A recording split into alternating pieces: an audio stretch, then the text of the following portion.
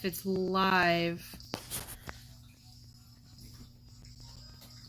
Yes, I think it's unlisted. So... yeah, okay. Anyone?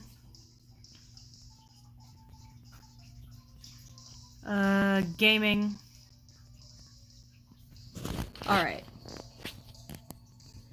There we go. Okay, so it should be up.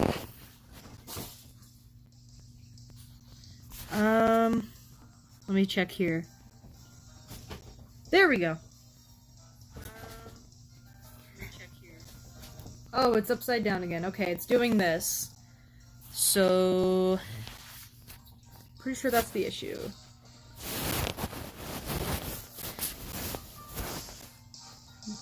Okay, so now it's right side up. Oh, this is always such a weird jank setup. Alright. I think that works.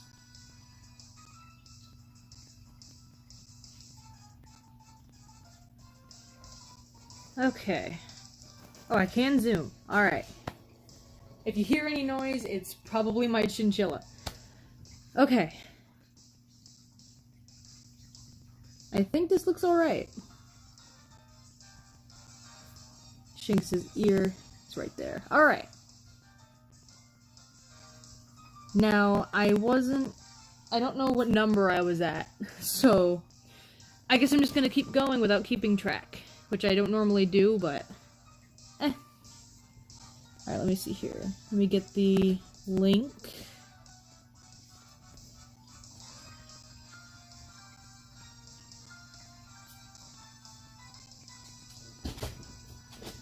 Yeah, you might hear Toaster a lot in the background.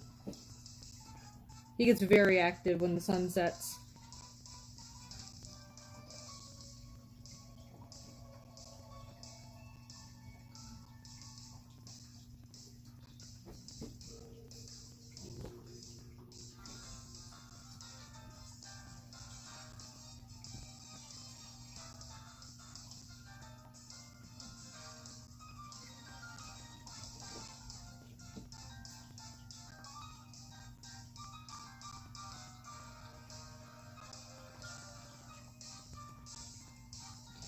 Oh, right, I don't have Twitter on this phone. Give me a moment.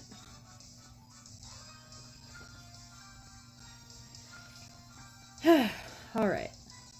Pretty sure we have everything set up.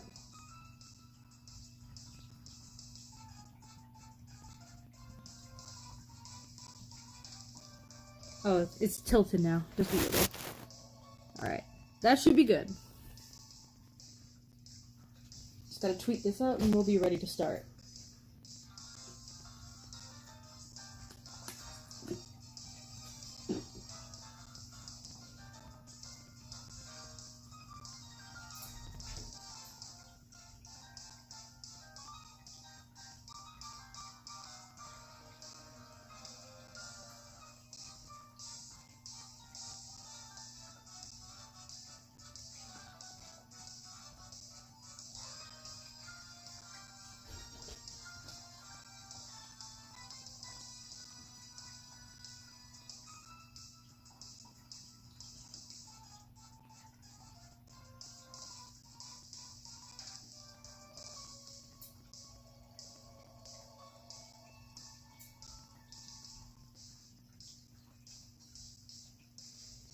Dang, that is so weird.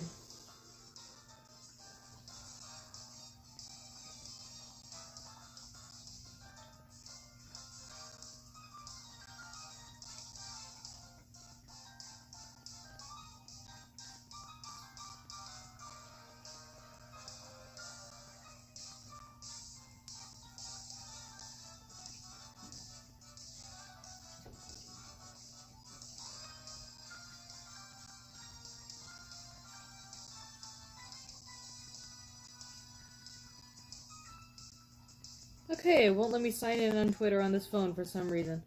Anyway.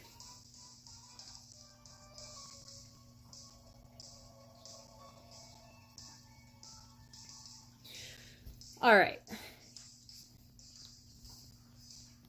So we have already Harvest skill swap to Lepaberry bestowed this thing, so we have no concerns about this Vulpix going down.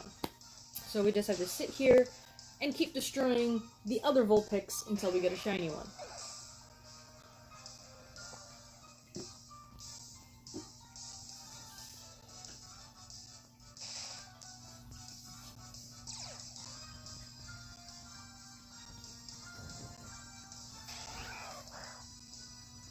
Let's see if I can figure out this whole Twitter situation.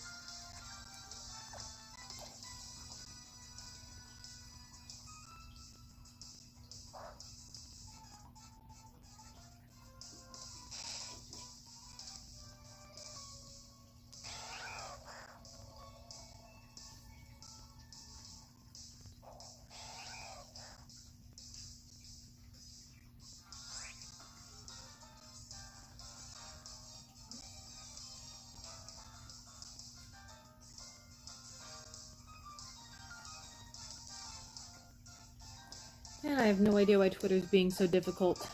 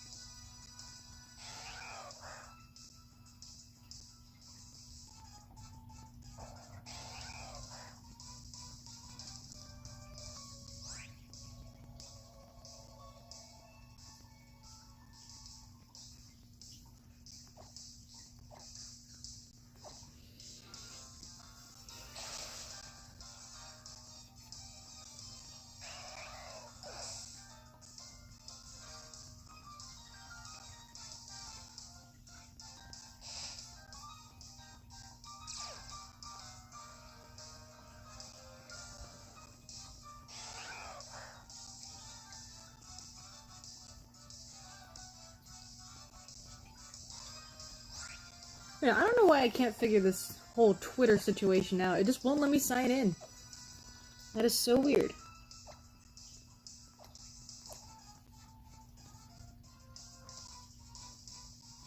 Hmm.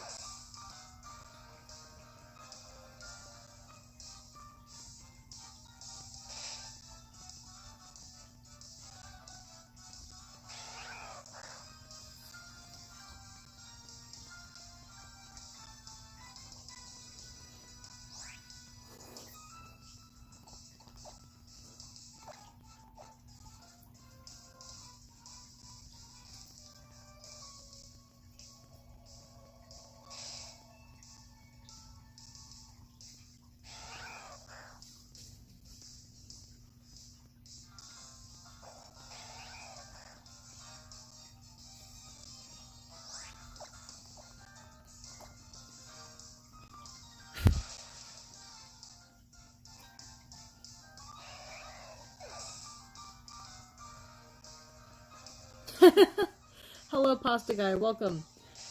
I was planning on streaming at 2, but I ended up getting out of work a lot later than I expected to. And then when I got home, I had to make sure I fed the fish, fed my hamster, and did a little training with my chinchilla. So, we're ending up doing a stream at 3 a.m.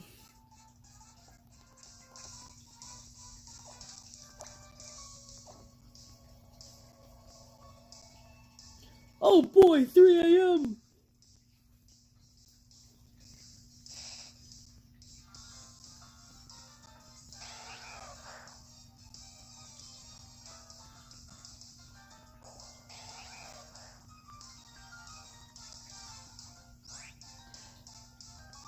Hello, Elvie. Welcome to the stream.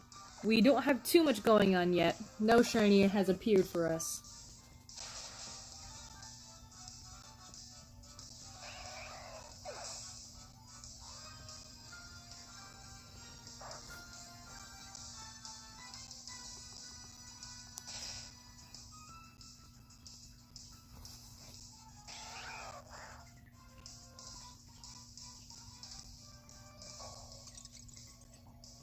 My fear is getting a shiny Vanillish. I don't want a pink ice cream cone. I really don't.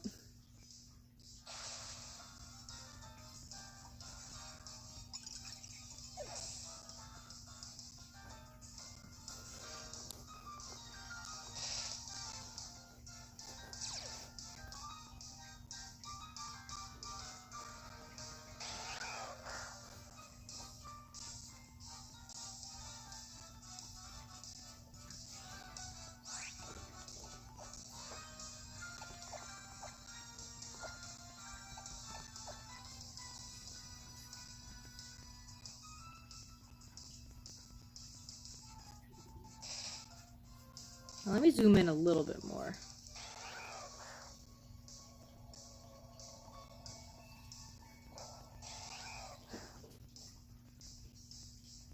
There we go.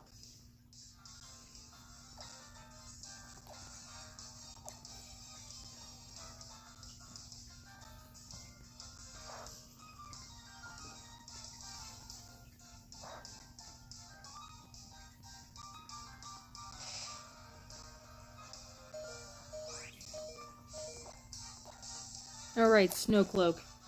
I was wondering why that missed.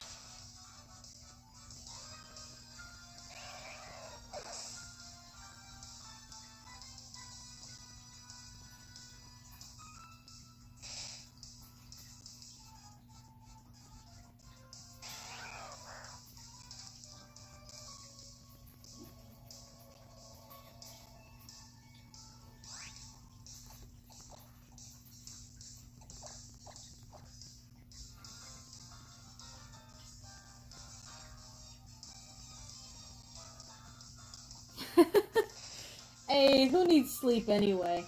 Sleep is nothing but an illusion.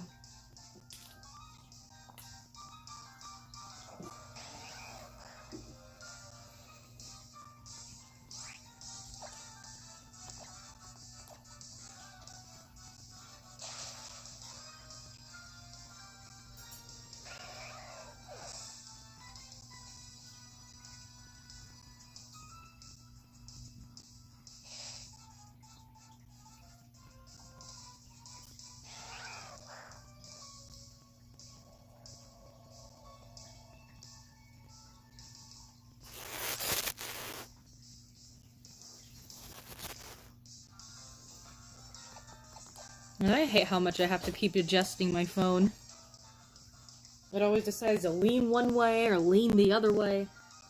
Then the picture gets all out of focus.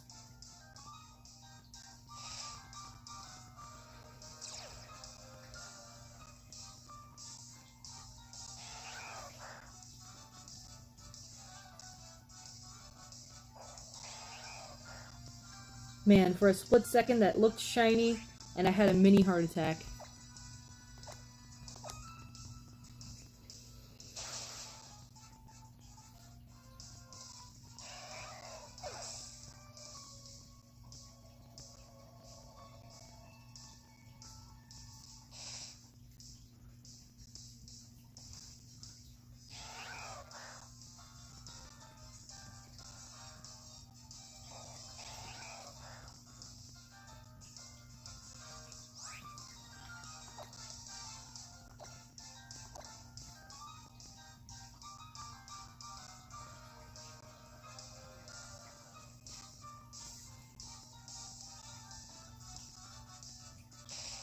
Man, Snowcloak again.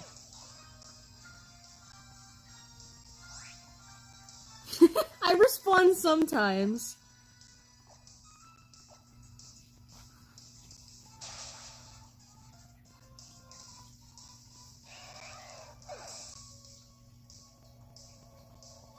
I respond when I have the time to sit down and respond.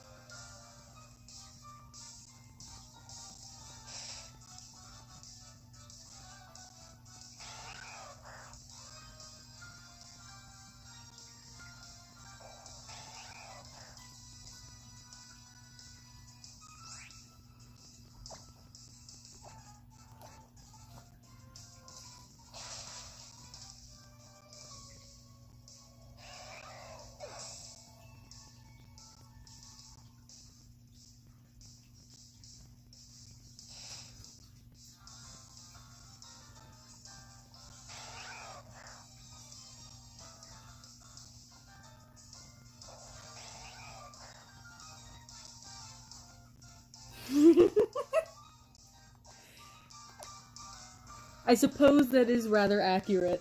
I do way too many things.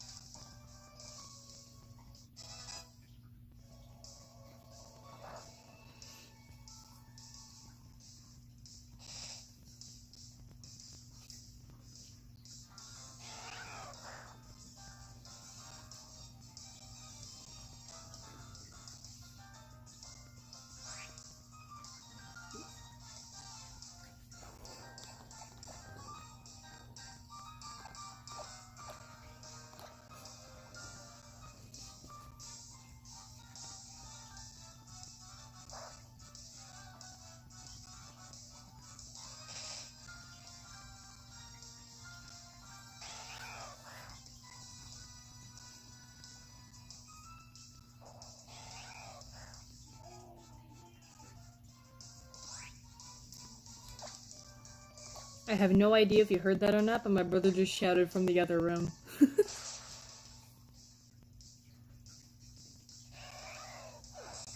I knew this was tilting back. Like, suddenly I saw Poliwhirl, and I was like, wait a second. That wasn't visible earlier.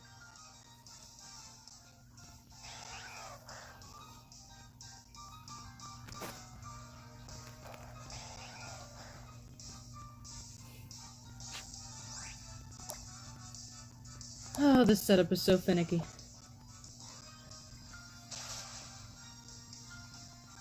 Alright, you have a good night.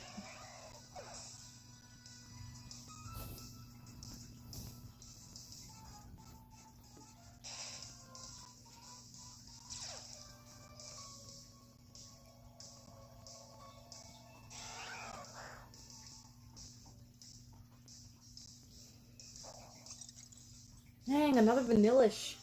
I don't want these. As much as I like strawberry ice cream, I do not want a pink ice cream cone with a face. I want the pink fluffy Arctic fox. There's a difference.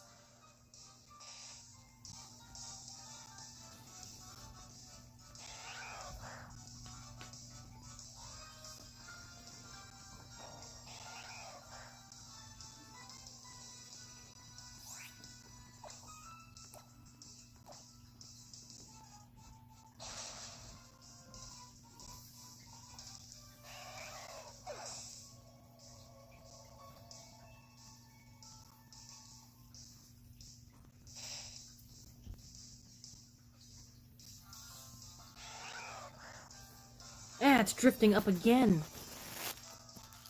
Jeez.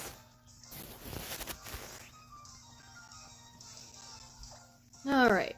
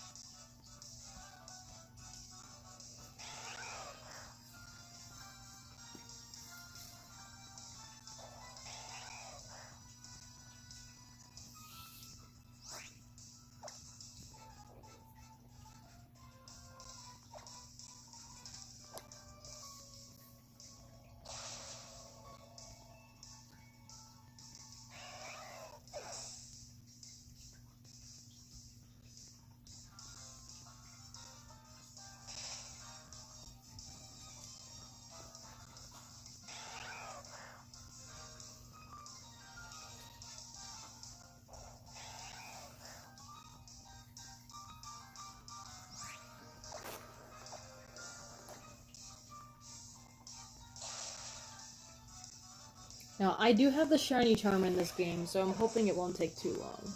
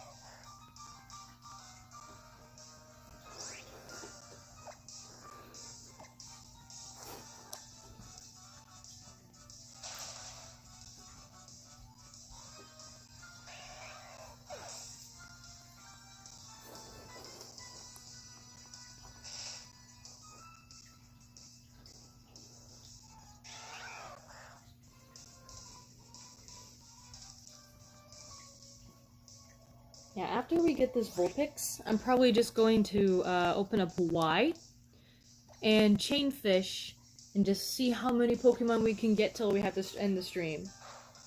Because chain fishing is insanely fast. And it's probably the easiest chaining you do in the entire game.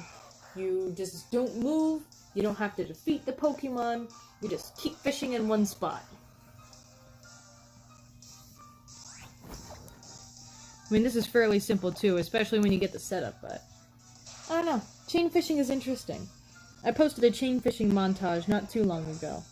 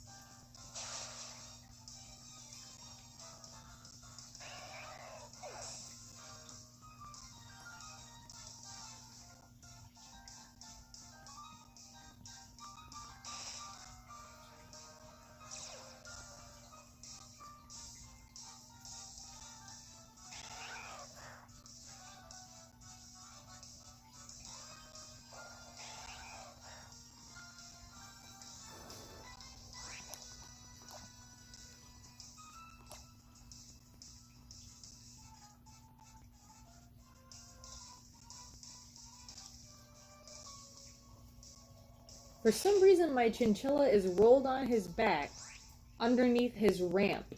And he's like trying to chew on it? I have no idea what he's doing over there.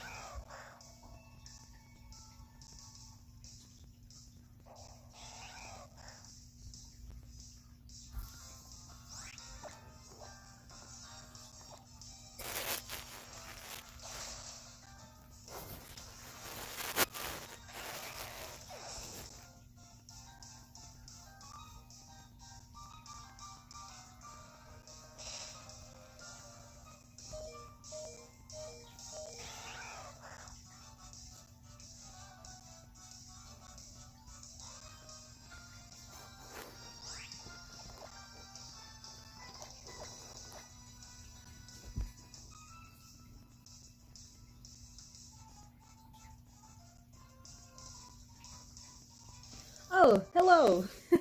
You both popped in at like the exact same time. How are you both doing tonight? Or this morning? This is a pretty late stream. Dang! With the animation like that, it looks shiny for a split second and I keep having mini heart attacks.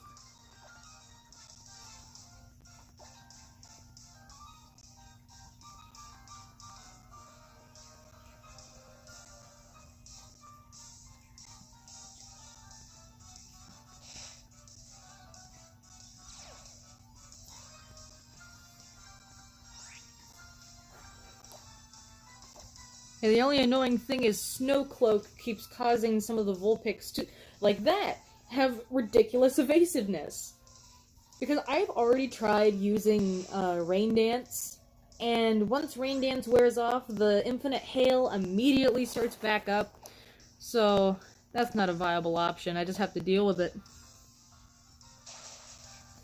Yeah, SOS is just like a pretty easy, relaxed way to hunt. Like, after I do get this Vulpix, if, it's before, I would say, 5 in the morning, maybe 6, is when I might get off. If we can get this Vulpix by then I'm going to do some, chain fishing in my copy of Y, because chain fishing is also really relaxing.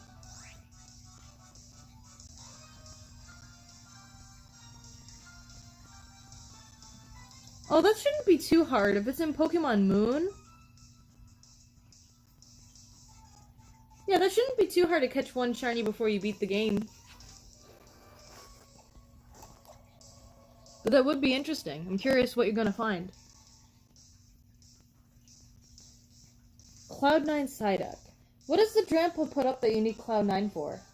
Does it set up hail or sandstorm or something? Or is it in an area with that and it could risk killing the Drampa? I haven't tried SOSing for Drampa yet. I don't remember what area it's in.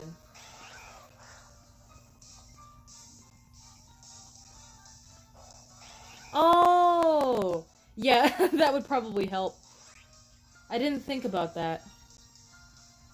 I'm already this far in anyway.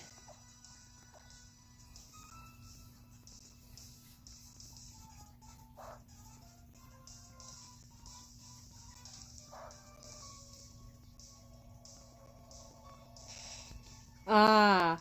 Yeah, see, using what I'm using right now, which is the Skill Swap Harvest Lepaberry Bestow trick, that'll prevent that from happening, because I SOS hunted for Beldum, and they have a very low SOS rate, and they also have nothing but Takedown, which has 10 PP, and then they struggle to death. So I had to do the Harvest trick, so that way I could actually get it. And I did get it, it just took a really, really long time. what you do is you get an Executor with Harvest, and you skill swap it onto the Pokemon.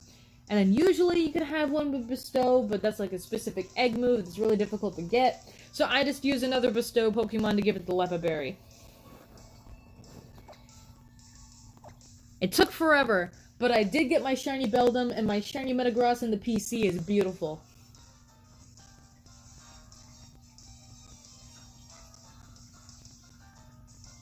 Ooh, yeah. Damp Parasect. That would be perfect for hunting Minior. I've thought about trying to hunt Minior, but I feel like I would miss the shiny Sparkle, and since you don't see it shiny until it breaks down the shell, I feel like I'm gonna fail it. Like, that is such an easy one to fail, just like Fungus, with the only part that changes on its body being on the back of its head. Yup. Shiny Minior is so nice. I just haven't gone for it yet, technically. Yes, Trevenant with Harvest and Trick. Oh, okay, yeah. That would probably work too. I haven't actually thought about that. I was so focused on Bestow. I'm pretty sure I have a Trevenant with Harvest somewhere. But I think the issue was getting it to know Skill Swap. I don't quite remember why. But I just do use 2 Pokemon for it. What did you end up naming your Minior, if you named him at all?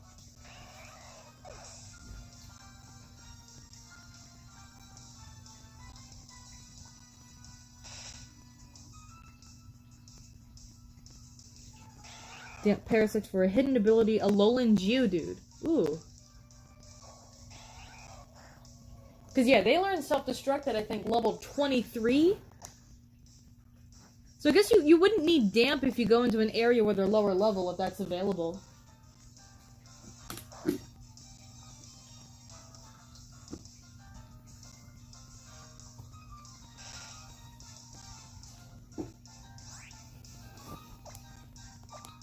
If they're available below level 23 in any area, then you wouldn't have to worry about the whole explosion thing.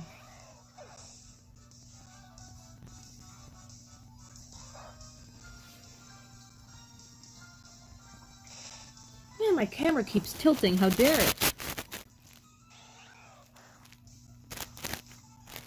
Man, this is such a jank setup. Ooh. Pikachu almost fell on the camera.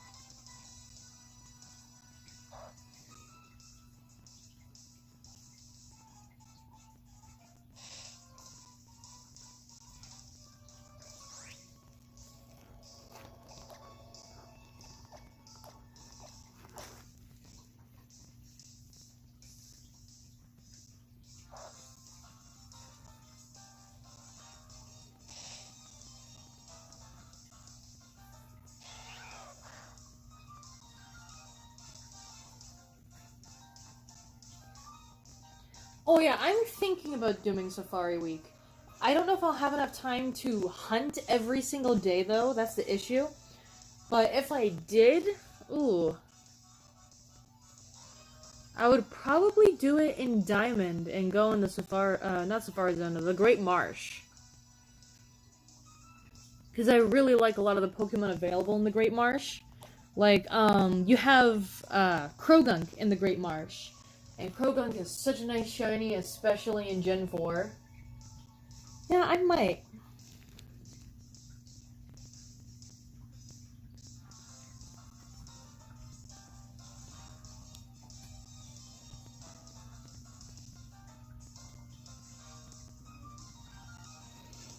Yeah, Shiny Carnivine turns like a brownish, doesn't it?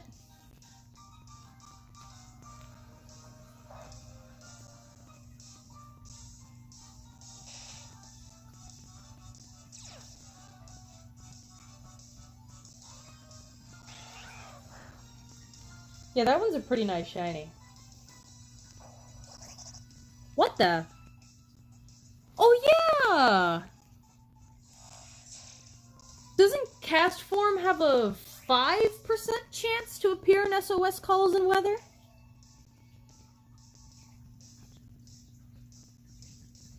Or is it like a... I'm pretty sure it's 5%, right? I completely forgot that was a thing.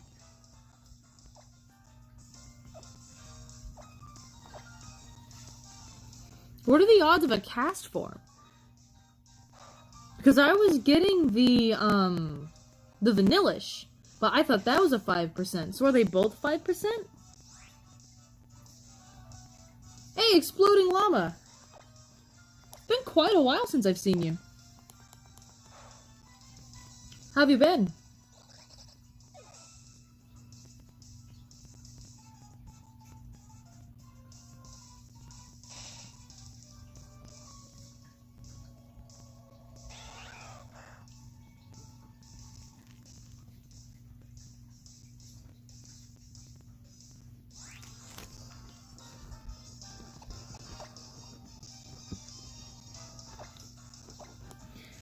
Man, I hate how my camera keeps angling like that. It is so obnoxious.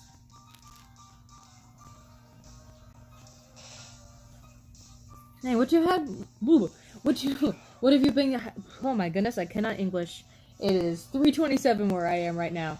What have you had going on lately? There we go. Man, it was a really long day at work. Yeah, I remember I did a lot of hunting in my copy of Sun, especially since I completed the Pokédex and got the Shiny Charm. But I think for some reason I might have transferred most of my Shinies over to my copy of Ultra Sun that I don't remember doing. I'll have to check to make sure they're on there.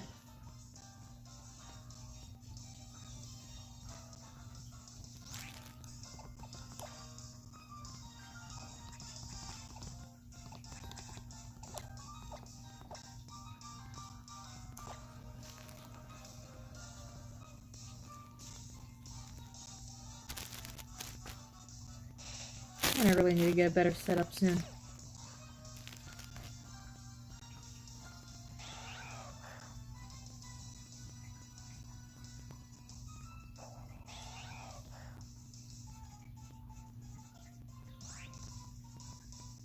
Oh, you were egg hunting Girafarig?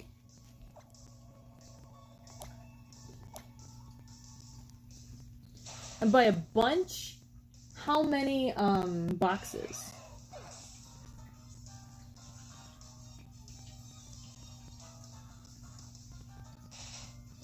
You know, I actually haven't played Cold War yet.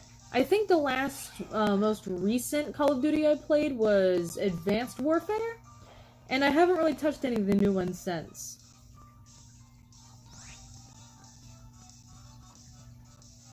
I do play GTA quite a bit, though. I did 2 hunts in Sun and found a random shiny, not even halfway into the main story. Yeah, I remember, I had encountered a shiny Diglett, and it was kind of funny because I ran into it, and I was like, ugh, I'm just trying to get to, like, a town or something. I don't want to run into you. And then it ended up being shiny. It's just like, oh my goodness, I am so sorry. You are welcome to join me. Only random shiny I have, yep, and Pelipper. Ooh. I'm not a big fan of Pelipper, honestly. I don't like how little it changes. Just the blue becoming green, it's very underwhelming. Though I do have that shiny Wingull. Yeah, I've only ever encountered one, like, completely random shiny, and that was at Diglett. All the others were intentional, for the most part. A Mudbray? That one turns like a bright orange, doesn't it? Yeah, I'm pretty sure it does. I like that one, because it kind of reminds me of, like, Terracotta, almost. Super Pepiler. Super Pepiler. You hunted Magikarp and Phantom. Ooh. Yeah, I horde hunted for a Trevenant not too long ago. I believe I phased twice? I know I got a Fungus first before I got a Trevenant. I don't remember how many times I phased, but I did eventually get it. I'm still waiting for that day that I inevitably find 2 shinies in one horde.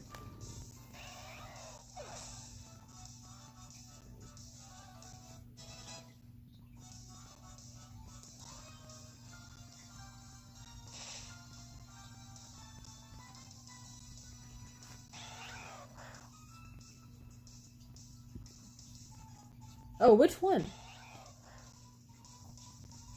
I forgot a lot of my older hunts that I stopped. The only one I pretty much remember is I was horde hunting for a Nidoran male in X and Y.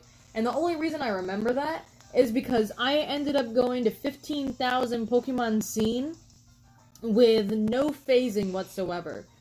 So between 2 games, I just racked up, I think it was, almost 4 times over odds with no shinies appearing at all. And that was frustrating, so I took a break. What was that one thing I hunted for a while? I'm trying to remember. I know I hunted Spiritomb, but I got that one. That was the 111,000. Oh yeah, that weird one. I hunted Spiritomb for 8 months. And after an absurd amount of encounters and failing a shiny at 42,000, I finally got it. Oh, you found the Minior. Luma. I done a hunt in ORAS and legit took 30-40 minutes. It was a Roselia. Oh, Roselia has a really nice shiny with the flowers turning that purple and black. That's a really nice one. I remember I missed the Roselia Pokemon Go Community Day. Man, that would have been cool to have.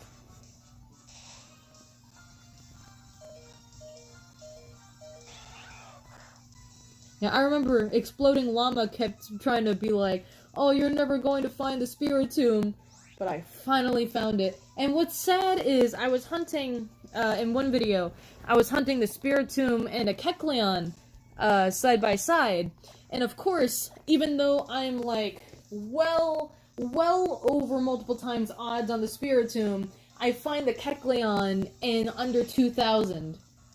Because apparently the universe wanted me to find every shiny but Spiritomb. You hunted Feebas in Ultramoon. Oh, 12 SOS calls? Dang, that's good.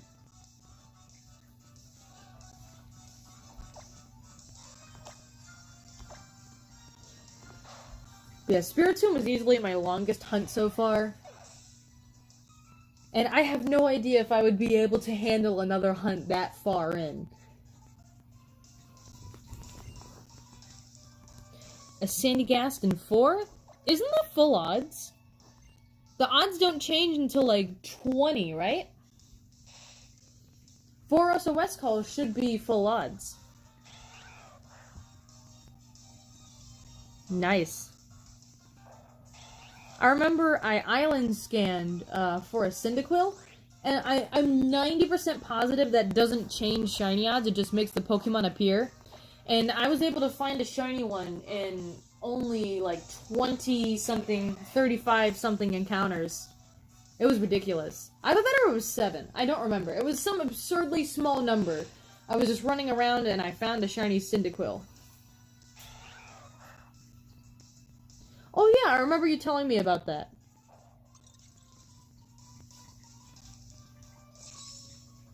What the? Oh no! No! I didn't even notice until I heard the shing! Oh no! Ah! I kept saying, it's gonna happen. I'm going to get a freaking shiny ice cream cone. Ah. Should I kill it and just continue my chain? Because I really don't care about that thing. I don't want it. Next to a shiny Tympole, that is like the one shiny I don't want.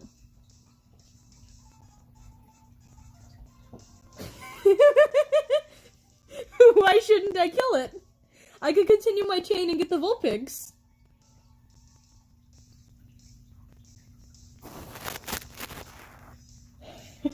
Alright, we got 1 vote for kill it and 1 vote for don't kill it.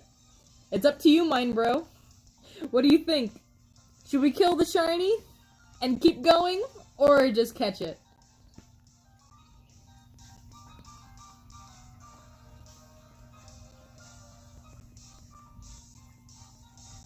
What do you think, Mine Bro? It's tied right now.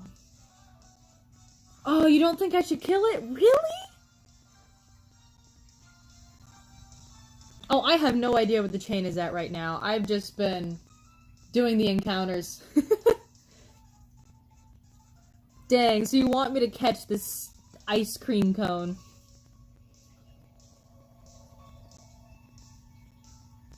Flip a coin?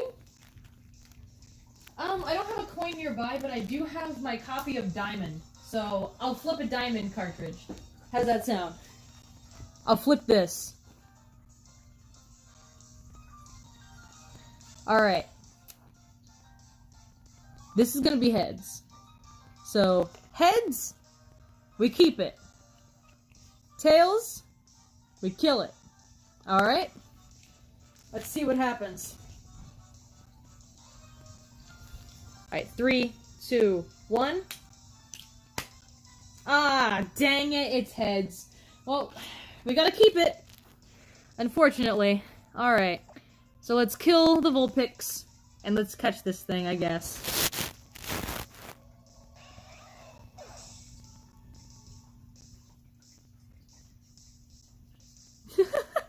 I felt like this was going to happen.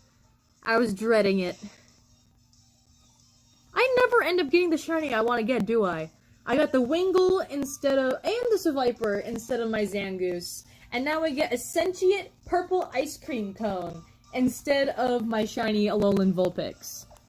Man, that is tragic. I hope it doesn't have any I hope it doesn't have any self-recoiling moves, because I'm putting it down to 1 HP.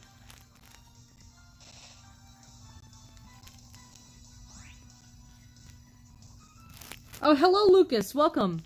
We just got a shiny that I didn't want, but I flipped the diamond cartridge and it landed on heads, so we're catching it anyway.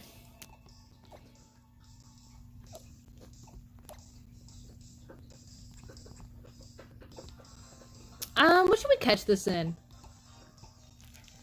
I'm thinking a dive ball. How does that sound? Catching this thing in a dive ball. I think that'd look pretty cool. Goes with the ice theme. Dang, my camera keeps angling down. Yes? Alright, let's do this. I only have 1, so...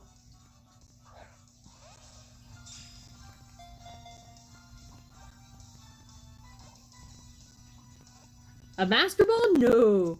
I'm saving my Master Balls.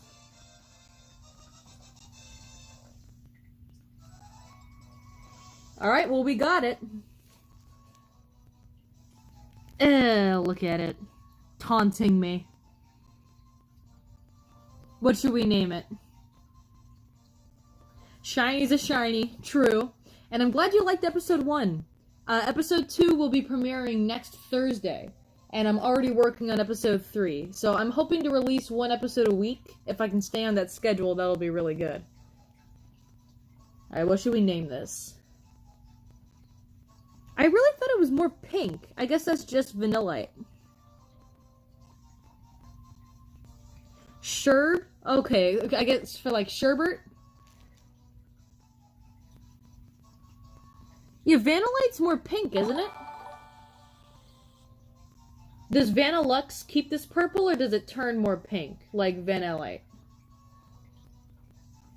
This is one of the shiny lines I'm not too familiar with, because I never planned on hunting it.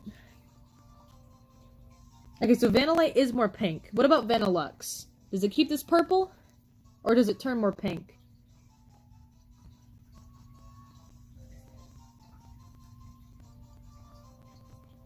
Name it No Hope.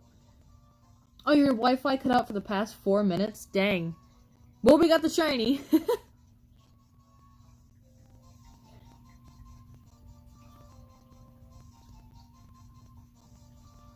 Yeah, it's like reflecting the light.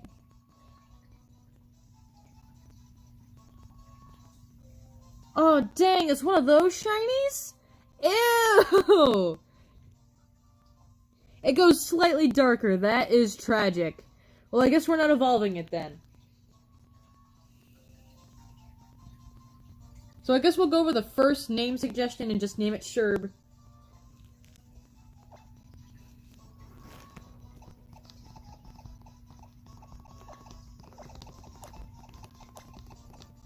You put 2 Bs? Okay, yeah, 2 Bs. Not too happy about this shiny, but a shiny's a shiny, so... we'll send it away to the box and never look at it again.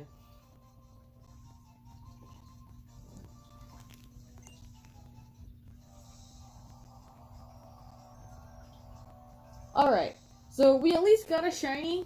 I'll count that. So, now what I'm going to do, if I can find this, I'm going to... Alright, here's what we're going to do. I'm going to lay out a bunch of different games, and you're going to tell me which one you want me to hunt in, because I have a lot of games here. Oh, hello, Xeno. Welcome. Terrakion and Sword? Ooh.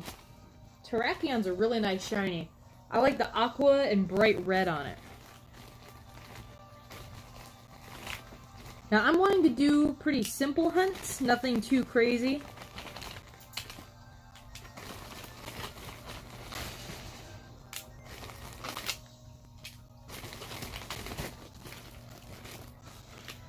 Alright, so we can either do another SOS hunt in this copy of Sun.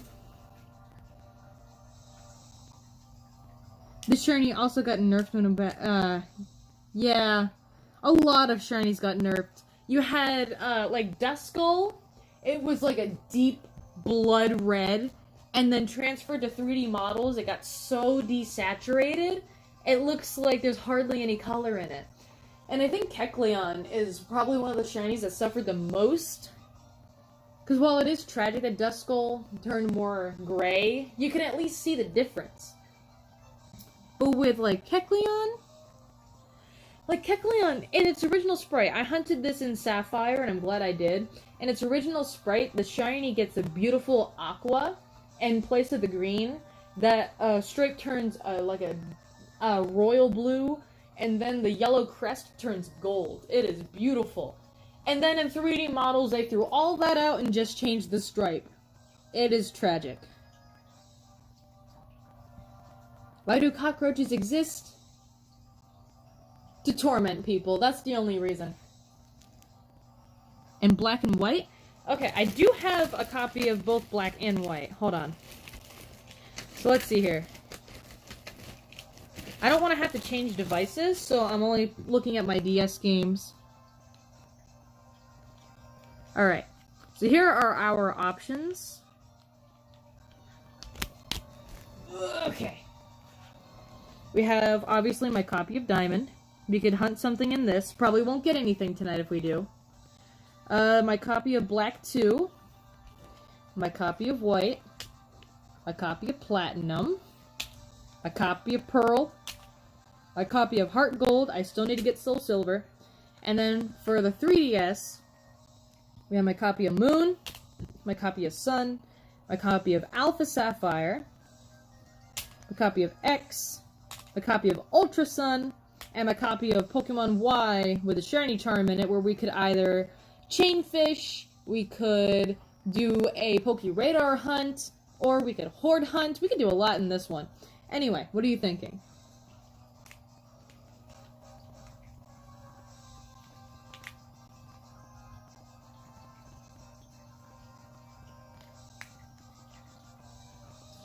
Well, yeah, I was thinking chain fishing, because it's really relaxing, and I've gotten a lot of shinies that way.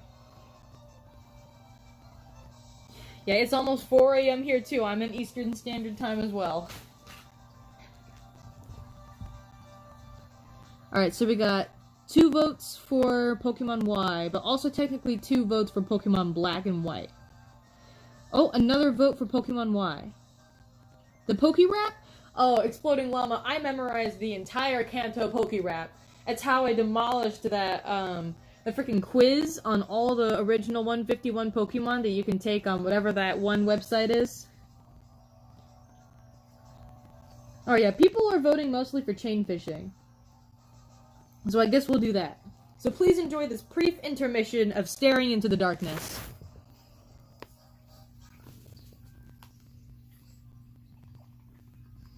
Don't worry, I'm saving my game. I almost forgot.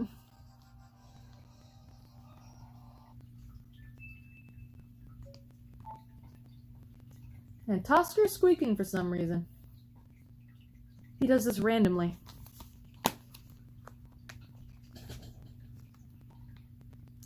Darkness everywhere. Oh, you want me to do the frickin' Pokerap? Don't challenge me. I know that entire thing.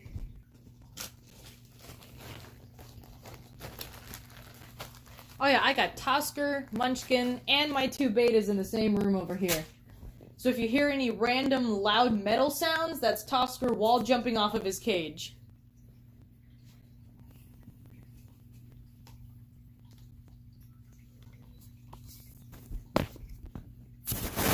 Alright. We got Y loading up. Oh, Pokerap at every Pokemon? I do not know the rest of the regions, or if there's even a Pokerap for, like, Gen 5 onward. But I could eventually try to learn it if there is. To the drawing I had a while back? I draw every single day. I have no idea which one you're referring to.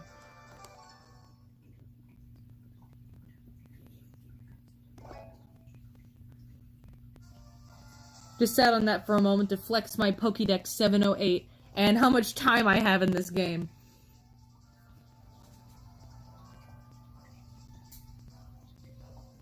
Oh, Pokemon Y was your first Pokemon game? It's not a bad introduction. It was definitely, like, I think the story was lacking, but a lot of other aspects of the game were really good. Lattice Fence? Saying the Pokerap for eternity. What is Lattice Fence? Oh, now my chinchilla's popcorning. Alright, I'm going to Google some good chain fishing spots and see what's available.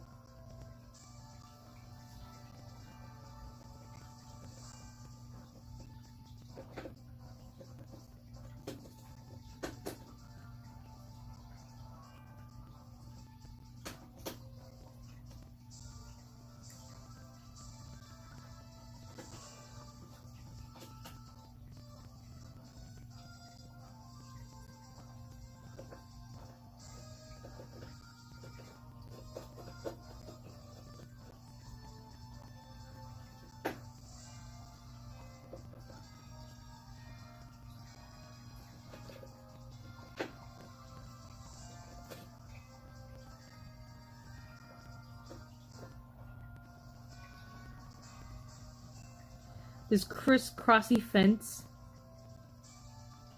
Oh yeah, I've never shown you a video of him popcorning. I gotta get on that.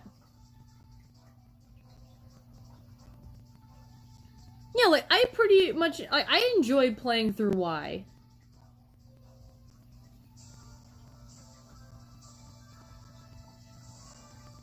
Yeah, introducing someone to the Pokemon games with Black and White would be a little bit cruel. It is very difficult. I tried Nuzlocking it, and the furthest I got was to Clay, but his Excadrill just wiped the floor of my Pokemon, which is why I'm trying Soul Silver instead.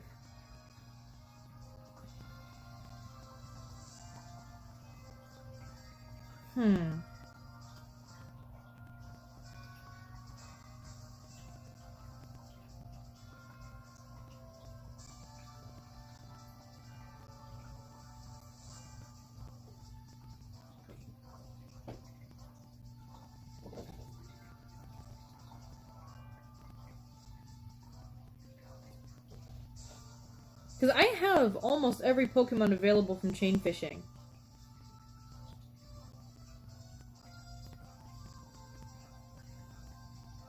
Your first Pokemon game was Gold? Mine was actually Pokemon Blue on the original Game Boy Advance. And then I skipped Gen 2 and Gen 3, technically. I went straight to Fire Red. And then from there I went to Pokemon Diamond, then Pokemon White, and so on. So I only recently played the Gen 2 games. I initially played Gold when the emulator came out for, like the Virtual Console came out for the 3DS. And I played it there. But then I did get a physical copy of both Silver and Gold. So I've already played them, and I also played through my copy of Sapphire too. So I've also played Gen 3. I can at least say I've played one game from each generation.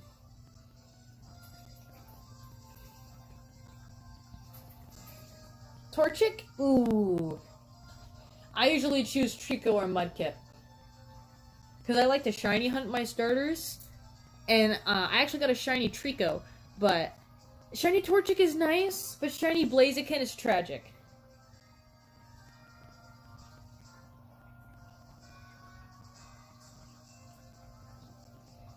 I'm trying to find a good location that has Pokemon I don't have one of every, and it's difficult. I've done so much chain fishing.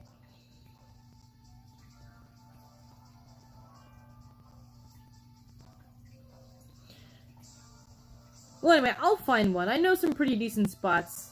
I don't mind getting some duplicates anyway.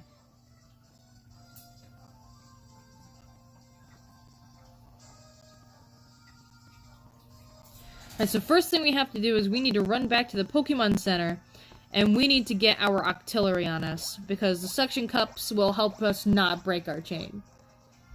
And that's essential for a relaxing, freaking chain fishing session. So let's come over here and grab Octodad, who is a female. I don't care, I'm not changing the name. Alright, where is he? Oh yeah, my shiny boxes. Alright, where is he? Oh, there he is. For a moment I couldn't see him. Alright.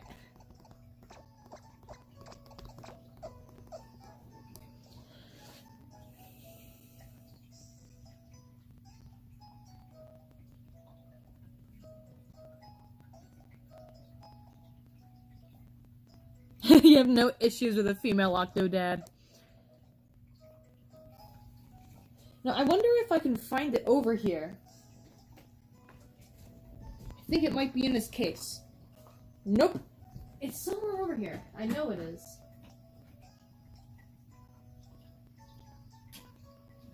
Aha. Okay. So, I own one of every Nintendogs games. And this one, it's a fake, like, label, obviously. This is just copy paper glued on. And I tried writing the label with, colored pencil. It did not show very well. So what happened here, this is a legit copy of the game, and one day I left it in my pants pocket. My mom did my laundry, and they ended up finding this cartridge completely labeled washed off in the lint compartment of the dryer. Now, this game had been having issues to where it would play for like 3 minutes and then freeze, but after we pulled it out of the lint compartment, it worked perfectly. I don't know the logic, but somehow that happened. Schrodinger's octopus. It is both male and female until you check. Oh, hey, Chris. Glad to see that you can make it. Yes, Chris is alive.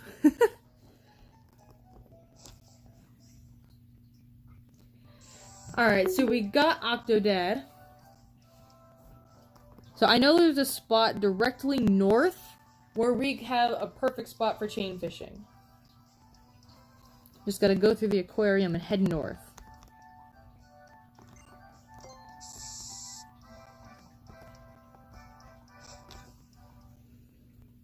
yeah, Chris, we got a shiny, Vanillish. Unfortunately. I was going for a shiny, Vulpix, but Vanillish decided to shine instead, and we flipped a coin to see if I would keep it, and unfortunately the coin told me to, so we have that now.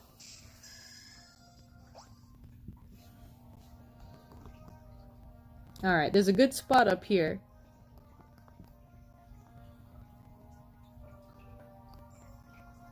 Like, all the way up here. Ah, dang it. Yeah, you missed the shiny ice cream.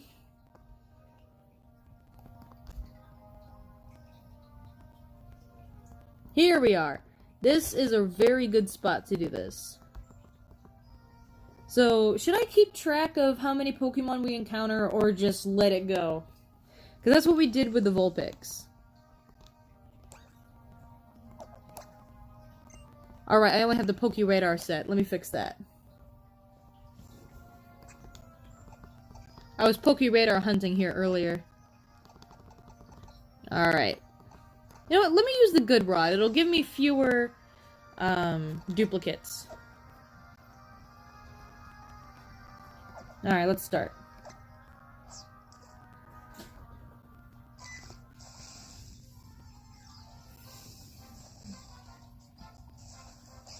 Yeah, because sometimes I keep forgetting to hit the button, so it's inaccurate sometimes anyway. Just let go and estimate, yeah. But yeah, I have, the shiny for all the Pokemon, the Super Rod over here. I have the shiny Alomomola, I have the shiny, what's its name? Seadra, I have the shiny, Dragalge. I know I say that name wrong, I don't care. And I also have the shiny for Relicanth. So, using a Good Rod... Oh, dang, I already broke the chain on number 2. Anyway, I already have all the shinies over here for the Super Rod, so using the Good Rod, I'll at least get some new shinies that I didn't already have. On the right side of the DS? I have no idea. I think when you play a game like Super Smash Bros., it's supposed to work as, like, the C-Stick, like what you would have on the GameCube controller, but I really don't know. I never use it.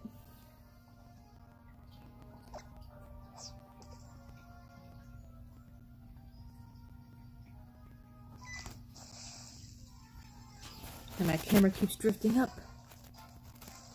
There we go. So I don't have a shiny Skrelp or a shiny Horsey yet. So at least we'll get something new. No, it doesn't soft reset. You still have to do the normal input for that. I think it does very, very minute things in very specific games. It's the win button. I think it's just like a niche button that exists for very certain games, and that's it. Dude, why is it 80 degrees in your bedroom?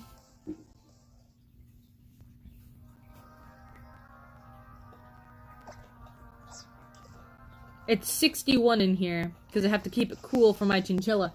I don't mind it, I like the cold anyway.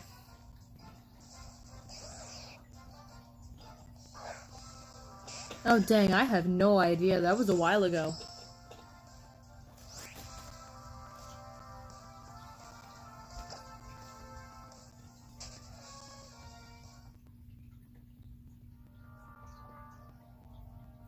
The volcano?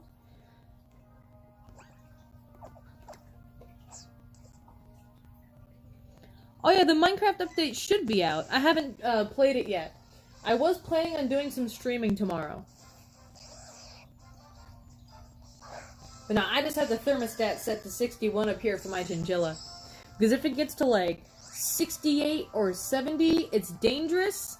And if it hits 75, they just keel over from heat stroke. So I like to keep it at a comfortable 61, 63.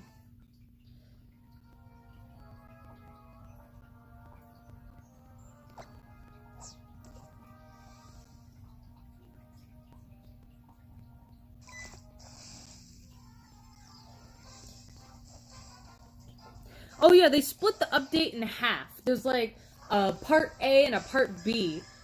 I heard they're saving all the actual cave, like cliff stuff for the second one, but we should still have stuff like lush caves and all that. Oh, also apparently with the glow squids, you're able to make glow ink that can make glow signs or something. I was briefly watching one of my friends stream it, so I saw a little bit, but aside from watching like YouTubers talk about the snapshots, I don't know much.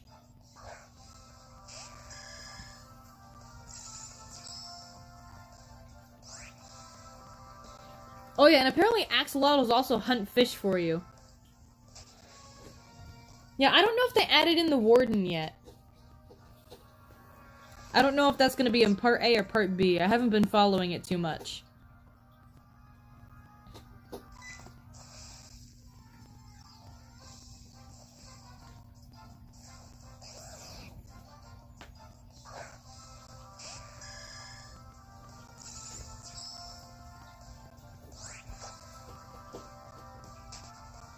I have no idea what amethyst geodes are used for. All I know is that they exist and they look pretty. I mean, I was wanting to get more gemstones in Minecraft anyway, because I'm a huge gem nerd. Oh, there goes our chain. Anyway, like, I'm a huge gemstone nerd, so having another stone in Minecraft, I'm all for that. Like, I'm the kind of nerd where you mention amethyst and I instantly think, oh, well, amethyst's chemical composition is silicon dioxide, SiO2. While normal people would just be like, oh, it's a pretty purple stone. I'm just a nerd when it comes to gemstones. I was hoping we would get rubies, but apparently rubies aren't really going to be a thing because Mojang has repeatedly said that, so at least we do have amethyst shards.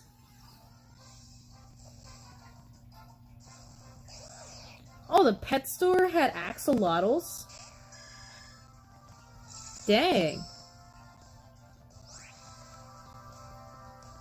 I didn't know you could even have axolotls as a pet. Does it mean I have a chinchilla, which counts as an exotic pet? Would an axolotl be an exotic pet? I assume so.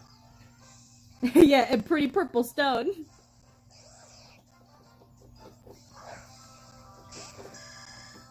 Steven Universe. Don't worry, you're not the only one. I used to be obsessed with Steven Universe.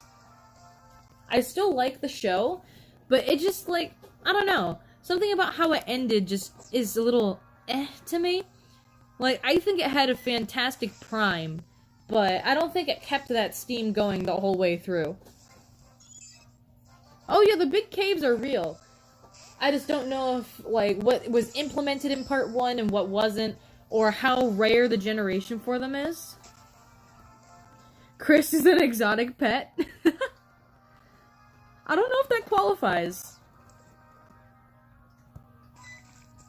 Oh, dang. I don't know how I got distracted there. Yeah, it's like they had Steven turn into this massive kaiju, and they had all 3 diamonds there, ready to help battle. And instead of getting an epic battle scene with their stellar animation or seeing some last-minute fusions, it's just, yes, let's hug Steven, and he magically turns back. Like, they had so much potential with that, and they didn't do anything with it.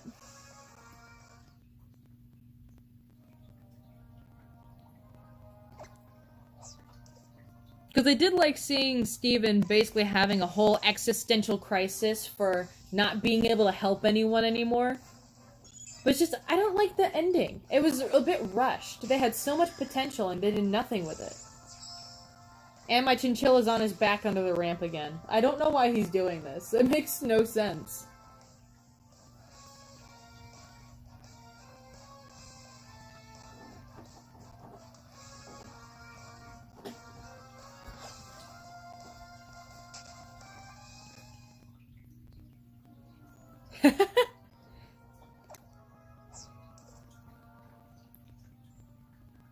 He's like, guess my name and you can pass, and he's just wearing his big-ass name tag that says his name.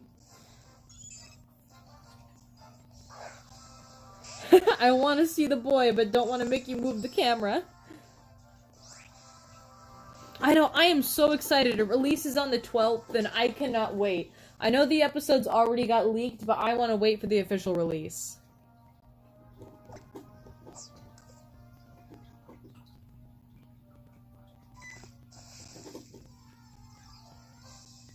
Wah. I hope you can watch the new episodes of the Owl House soon. I know it's going to be good. Just from the episode titles and descriptions that they gave us, I am so excited. Oh, it's on June 12th, and I am ecstatic for it. But no, I am especially looking forward to Into the Looking Glass Ruins, because that's Luce and Amity. First of all, amazing. And they're going into the most dangerous part of the library, which that has to have at least one cute moment there. Now, I've been avoiding spoilers as best I can, but YouTube is full of them right now, especially with that pre-screening that they had. So whenever I'm just logging onto YouTube, the first thing I see in my recommended at the very top of my page is always an Owl House spoiler, and I have to quickly scroll past it. Dang. This is harder than I remember. I don't remember breaking my chain this much.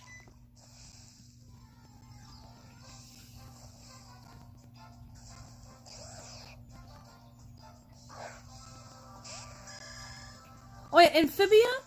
It was one of those shows that I didn't really get into until it got more serious. Because I'm really into story-driven style shows. And I don't know, it kind of started like Star did, where Star vs. the Forces of Evil started off with just super spastic, fast-paced comedy, and then it exploded with a bunch of lore. That's how I felt Amphibia was until it really started delving into the lore in later episodes.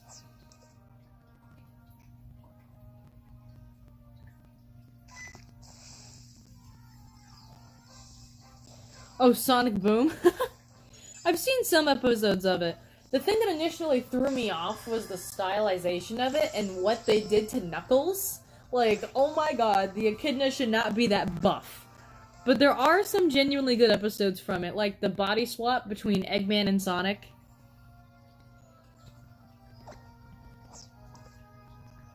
Oh, hey Cyber, welcome!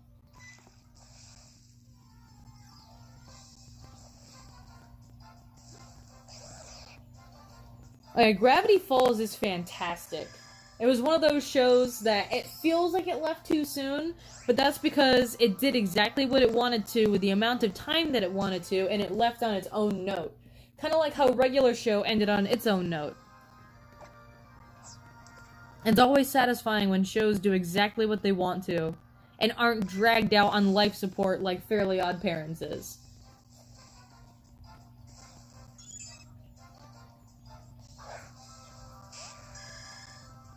Oh, nice. Yeah, I have a necklace with, a blue sandstone, a Larimar, and I forgot what the other one was called.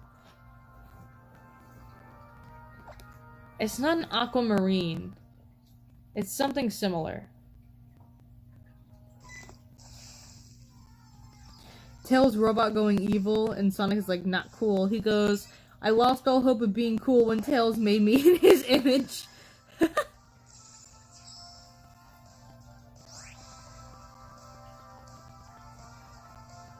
The new show on HBO Max is a regular show with new characters? Really?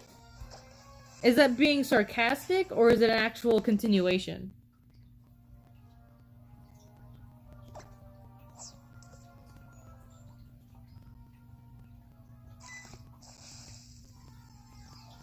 Well, what even is Owl House? It is an amazing experience that you need to watch. It is on Disney Plus. It is on most TV services if you have that. Like, you need to watch it. It is fantastic. It's in the same world. Okay. I might have to check that out then. But no, Owl House is a phenomenal show by Disney, where it starts out a little bit but towards the end, the creator was actually able to do what she wanted to do, and her original vision for the show is fantastic. So, if you can get through Disney trying to be all kid-friendly in the beginning, is well worth the payoff towards the end.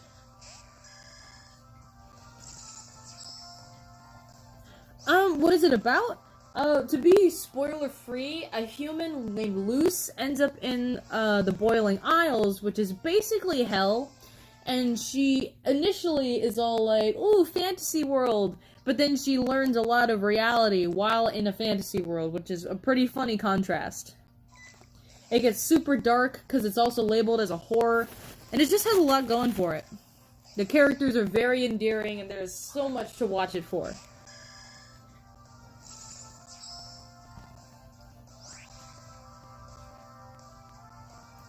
Oh yeah, just like in Gravity Falls, Alex Hirsch lends his wonderful and very dynamic voice. He voices one of the cutest characters in the entire show. He's one of those little take me seriously characters, but he's too adorable to take him seriously. It's just great.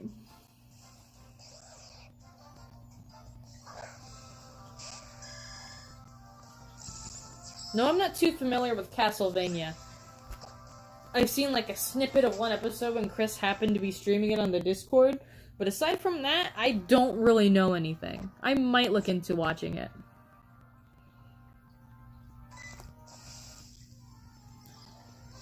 Oh, Gravity Falls is always a good series to go back to and rewatch.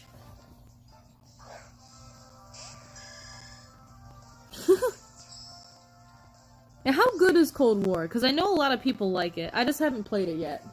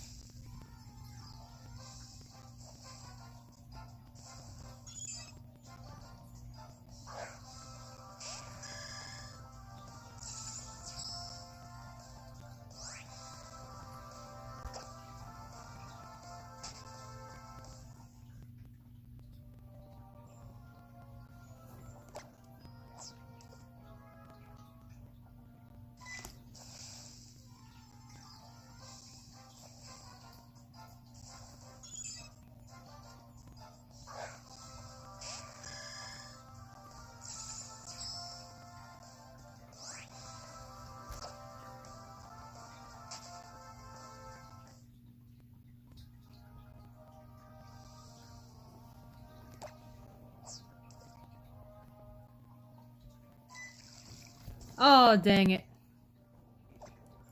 I seriously never usually break my chain this much.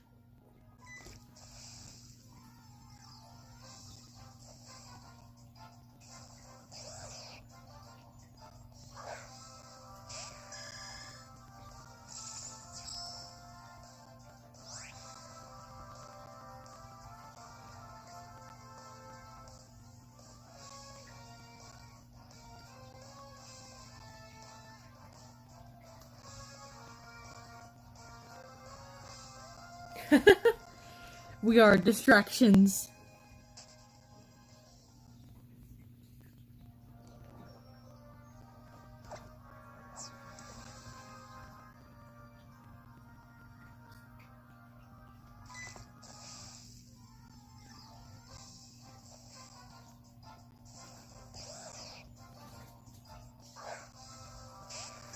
Even with breaking our chain, we gotta get a shiny eventually.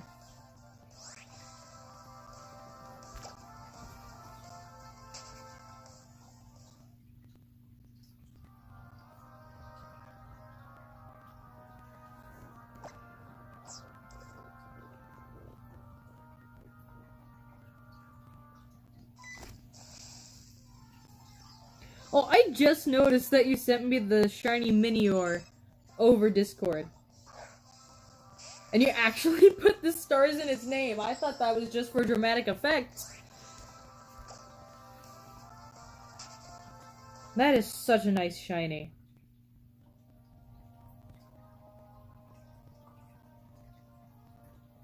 Alright, you have a wonderful night, mine bro. Thanks for stopping by.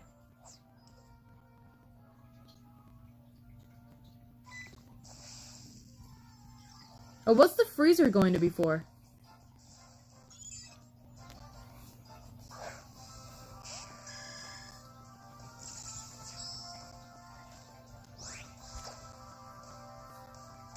He's a star. He is indeed a star.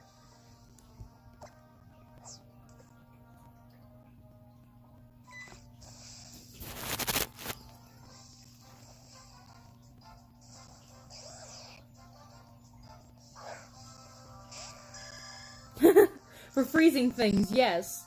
But I mean, for freezing what in specific?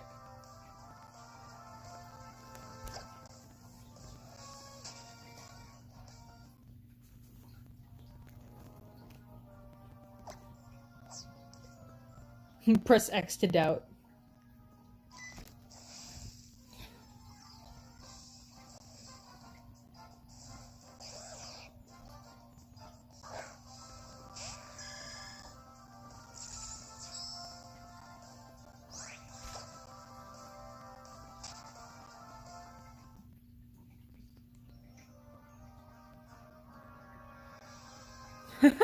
To store dead bodies, fair enough.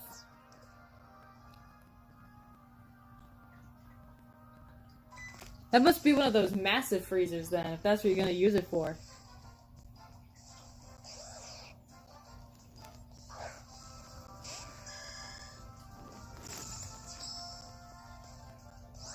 Oh, Purple, I have a question for you real quick.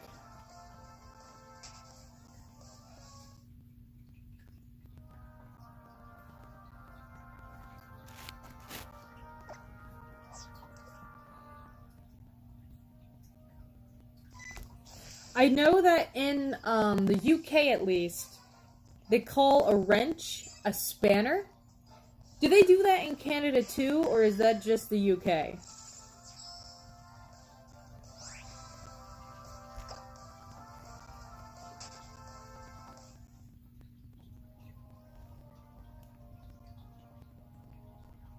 Yes, yes, you do.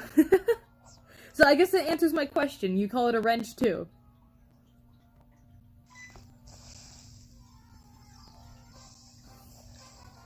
Because I just find it so amusing how, like, so many words in different countries are called different things. Like, one of my favorite ones, in the UK, they call a plunger a shove mucker. And then, of course, they call a wrench a spanner. And it's just so interesting to me.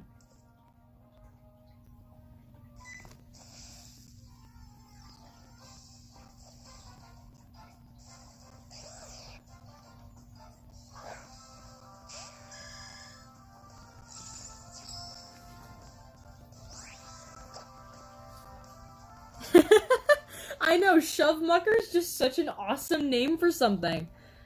Since I write a character with a British accent and another character who's from Staffordshire, dang it! I write a character who's from Staffordshire, so I need to know a lot of the slang. And there are just, like, I love the phrases. Oh my god, seriously, twice in a row? What is this doing? I'm hitting the button. Anyway, it's like another really good one is that if it's cold, apparently they'll say it's monkeys outside instead of just saying it's cold outside.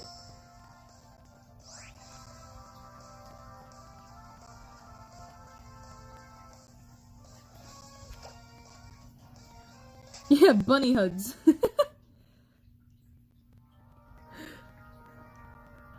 Are you wearing your bunny hug?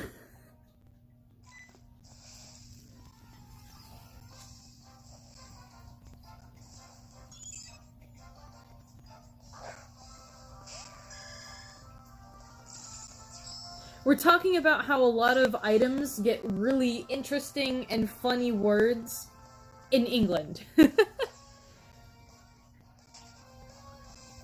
Tokes.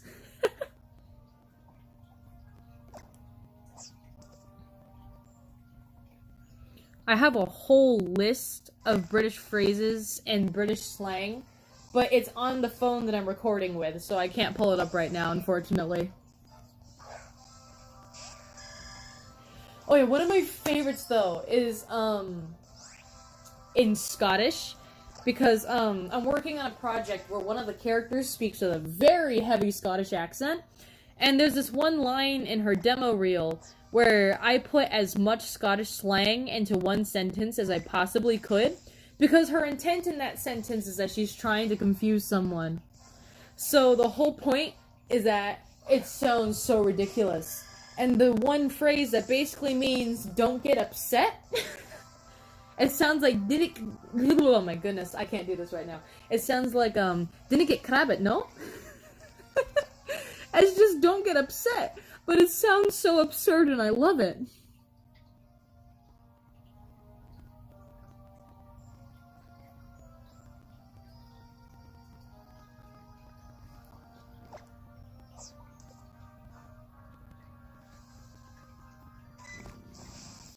I don't know, just dialects and accents are something I really like learning. Oh, toques.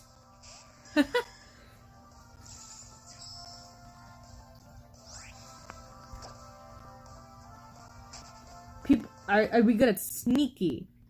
You mean like stealth games? I do play a little bit of Hitman sometimes.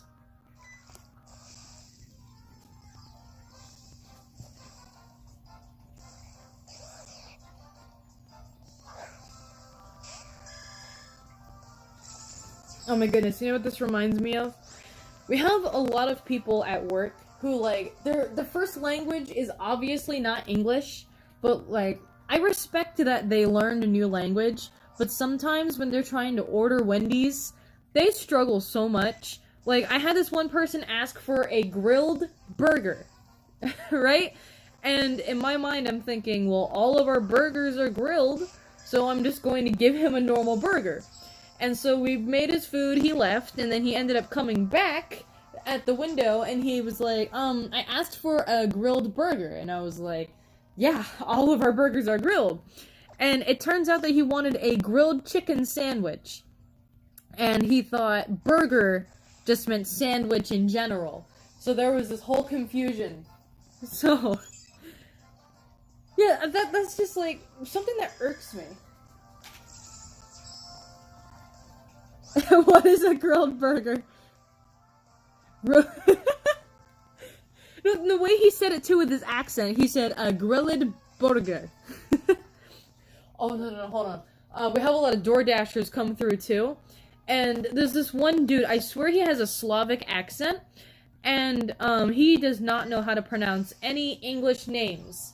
So he was picking up an order for Brian G. And he somehow turned that into Brigitte. So me and him were sitting there at the speaker trying to decipher what Brigitte means. It's just so interesting. Yes, it was a chicken sandwich. He wanted a chicken sandwich, but he called it a grilled burger.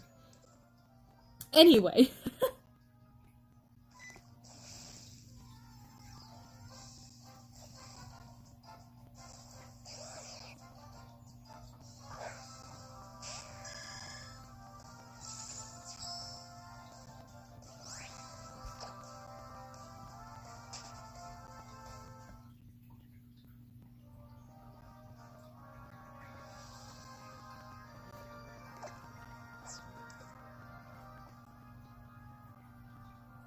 Oh yeah, Chris, if you're still awake by the time I end the stream, I do want to show you a preview of episode 2 for the Nuzlocke.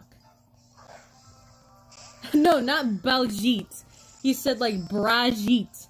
But with his accent, it was like Brigitte. And we couldn't understand what he was asking for. So I was looking at our list of available mobile orders, and I eventually just went, do you mean Brian G? Because he spelled out B-R-I-A-N-G, Brigitte. And I was like, just pull around, we'll figure it out. Ah! I hate this setup so much. Refocus, please.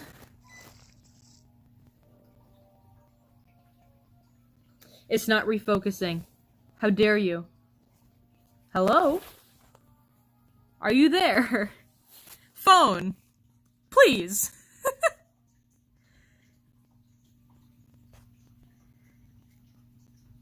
There we go. Jeez. Okay. Whew. Oh, Purple already saw the preview, actually. I was going to show Chris, but he was too busy earlier.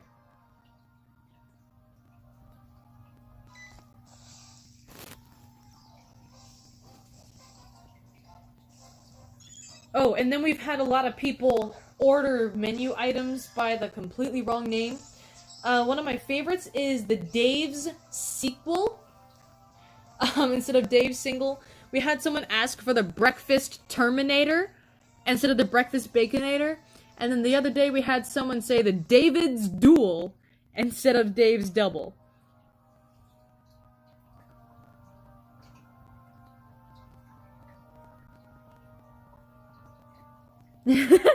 Dave's sequel. I know. I wonder if the original was any good. Oh, right. I just remembered. If you guys haven't seen this yet, apparently Wendy's is doing a promotion with Rick and Morty to promote this new season coming out. So there's this amazing animated ad for Wendy's with Rick and Morty, and it is hilarious. It's like Rick and Morty are on a subway, and they look over and they just see a bunch of like... I don't even know how to explain it, just like Wendy's menu items, but they have like eyes and limbs, and Morty's just like, who are they? And Rick is like, that's Wendy's. Don't look at them. They've been trying to get us to do an advertisement for the past 2 weeks. And then, like, they end up getting jumped by the Wendy's items, and it is amazing. And we have 2 new drinks in our freestyle machine that's like a Rick drink and a Jerry drink. They don't have any names, it just has their pictures.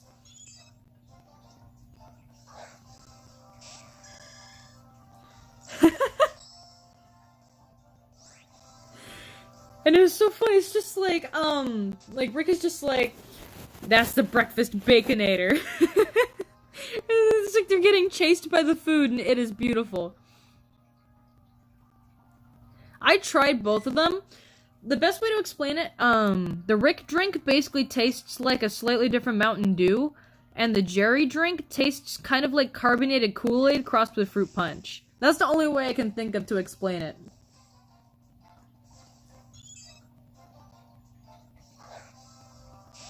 Watch that not come to Canada. Hey, what do you mean Canada doesn't get nice things? You guys still have Toys R Us, and you get the Strawberry Frosty. So you do get nice things. But I don't know if you will be getting the drinks. But the thing is, like, it's, like, coded into the Freestyle machine itself. So if your Freestyle machine updated in Canada, you should have it.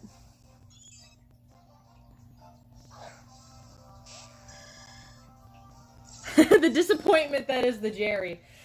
Like I said, and the weird thing is that their carbonation is hardly there. So it's a carbonated soda, but it's like half carbonated? It's so weird to explain.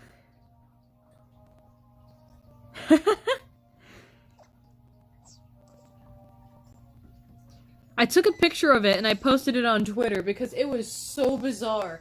Like, I walk into work, and then one of my friends, who's a manager, just, like, runs up to the counter, and they're like, dude, we have Rick and Morty drinks now. And I was like, what?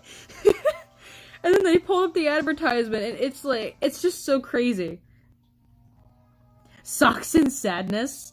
That's a weird way of describing, half-carbonated Kool-Aid fruit punch.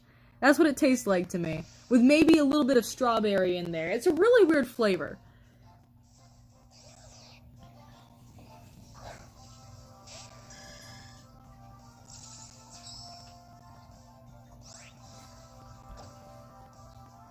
But you should definitely check out that video if you get the chance. It is really funny.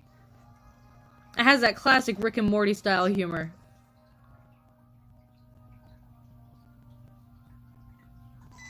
We haven't had anyone order the new drinks yet, but it is the first day. So I'm expecting to see some people ask for it. It'll be so funny. They're like, yeah, I'll take a number 1, and for the drink, I'll take a Jerry. Or I'll take a Rick.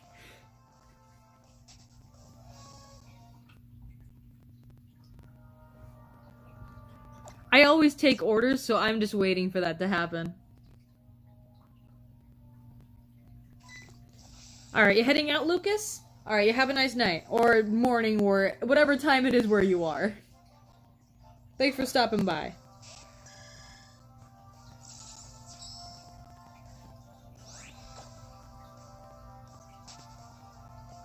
Rick roll them. They ask for a Rick drink, and I just start blasting Never Gonna Give You Up over the headset. See, that's something I would have to do at nighttime with the cool managers. 4:30, so the night is young. Why would you do that? Because it's fun! I've messed around with being in orders before. Like this one night, we were so bored, I started answering the speaker as frickin' Mickey Mouse, and it was hilarious. Someone responded as Goofy, and everyone else with a headset started dying. Depending on what manager's on shift, you can have a lot of fun.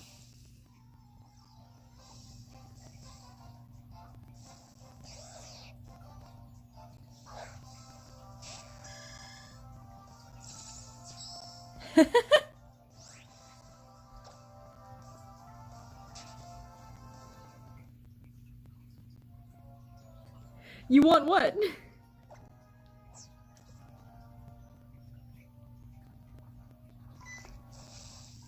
We had a sign in the back that was like motivational garbage to make us better workers.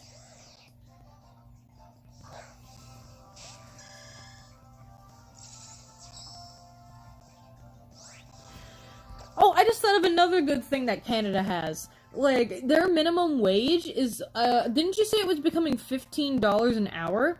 And when converting that to US dollars, that's basically exactly how much I make, and I make $5 over minimum wage here. So they have a wonderful minimum wage. And one day a dude went back there and read each of them while taking the orders.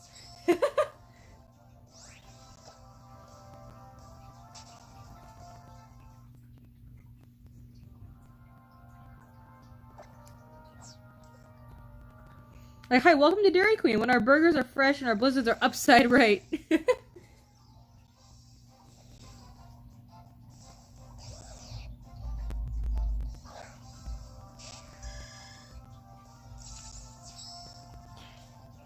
One of the other things we would do when we got bored is we would start answering the speaker as ridiculous as possible and then name dropping someone else in the building.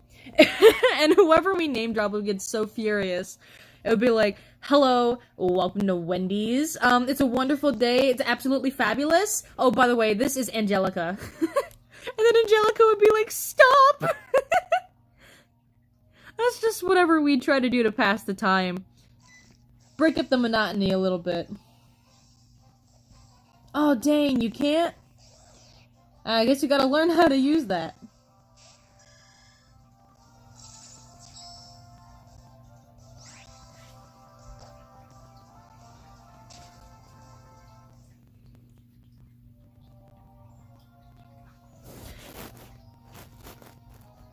Yeah, you gotta look up a lot of tutorials on that, Chris.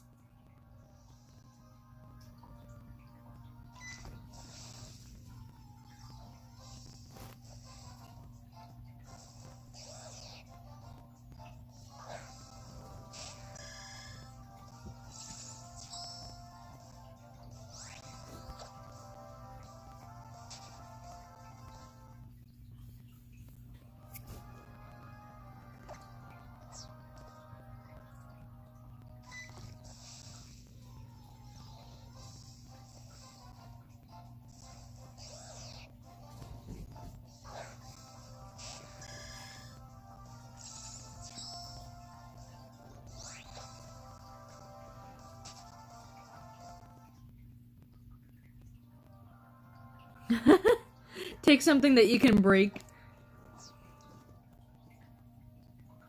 What'd you do today?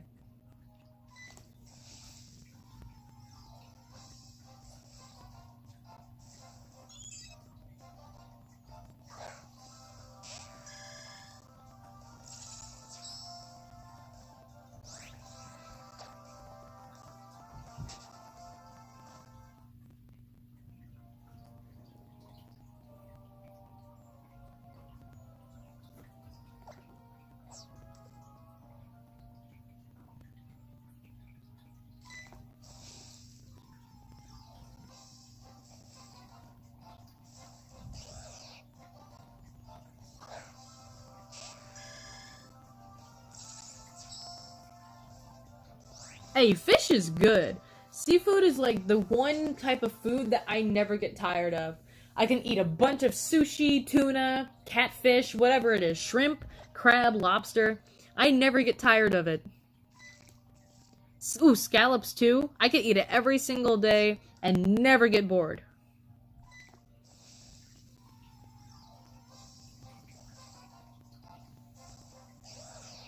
Dang. You know, I haven't played GTA in a while. I should check the wheel spins for the cars. I won quite a few off of those. My favorite's probably the Deluxo, because it's the flying car. I know! Seafood is so good! I feel sad for anyone who's allergic to shellfish. You could never have too much fish.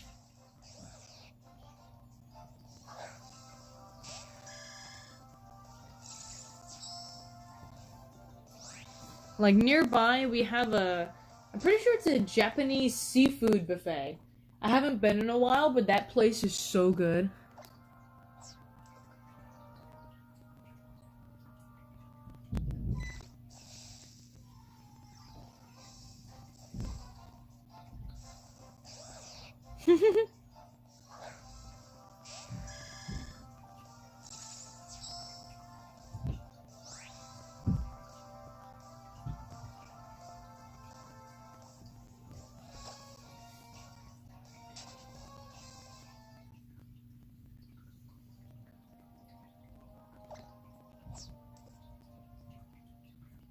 What, you don't like the Deluxo? It's a flying car.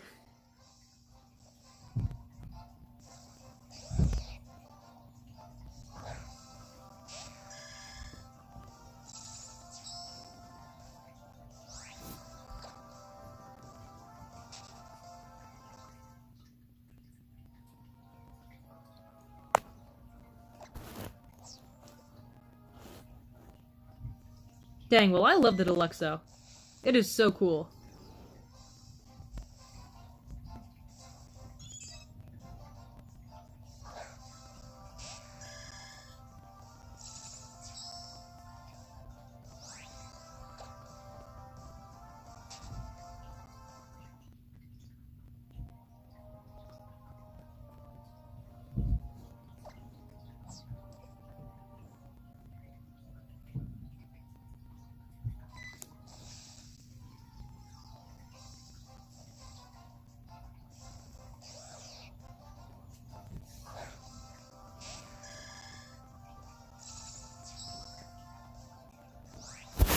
And my camera keeps tilting so slowly.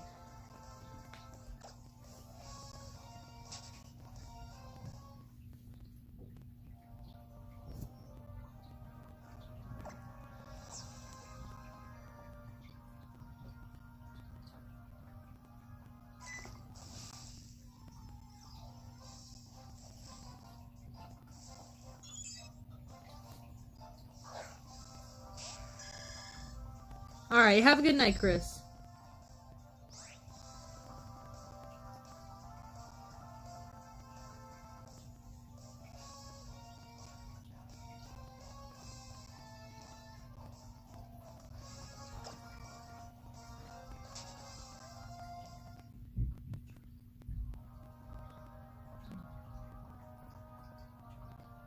Now, the Deluxo is awesome. It's got a decent enough speed. I mean, it's not an F1. It's just meant to be an awesome flying car, in which it is. It serves its purpose.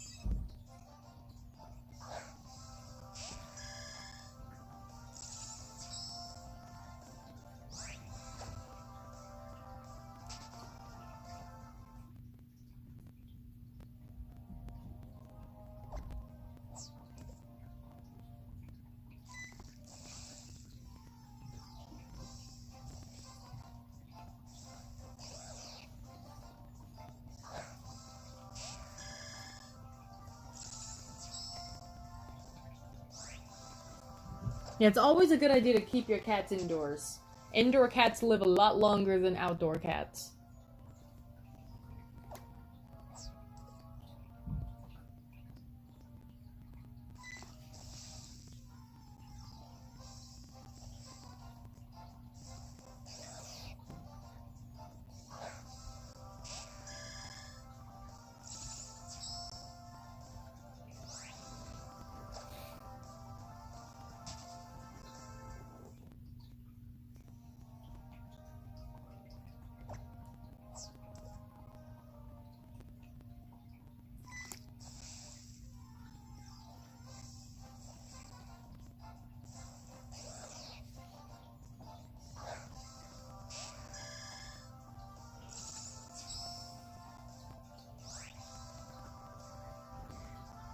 Wait, why did your cat scratch you? What did you do?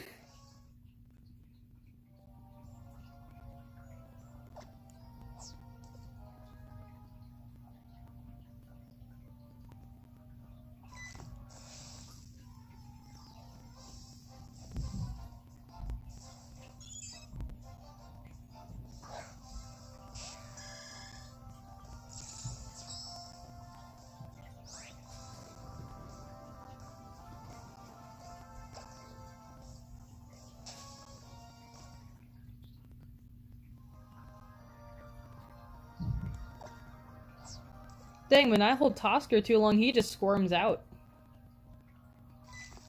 Now, the good thing about chinchillas is they don't have claws. They just have normal fingernails. So you don't have to worry about getting scratched by them.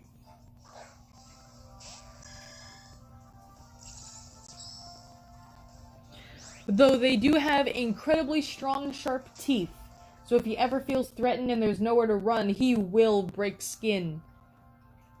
He hasn't done it yet, which is good. But he is capable of it.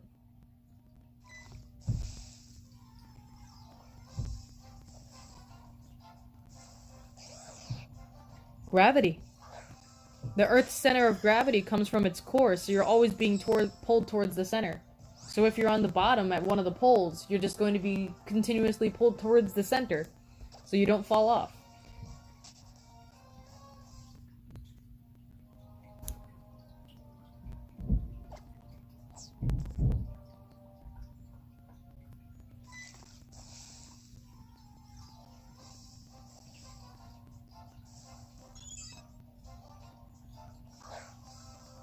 Oh, we do feel it. If we lost gravity, you'd feel a sudden weightlessness that would be very jarring. It's just you're so used to being pulled down by gravity that you don't really notice it anymore. Like, if you're just sitting there and you feel, like, the slight weight of your chest pressing down against the lower part of your body, that's gravity pulling it down. So you do kind of feel it. It's just become one of those things that you don't notice anymore.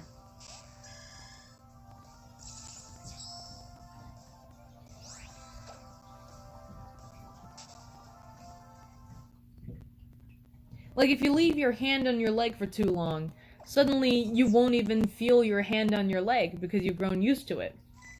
It's the same concept.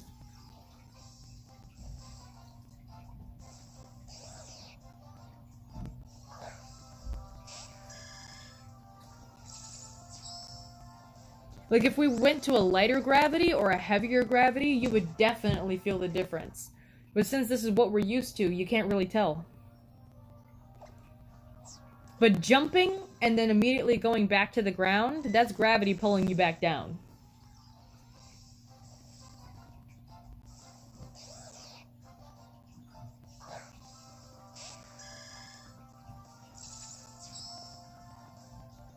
Yeah, because zero gravity has a very weird impact on your body, and astronauts have to train to be physically fit enough for that.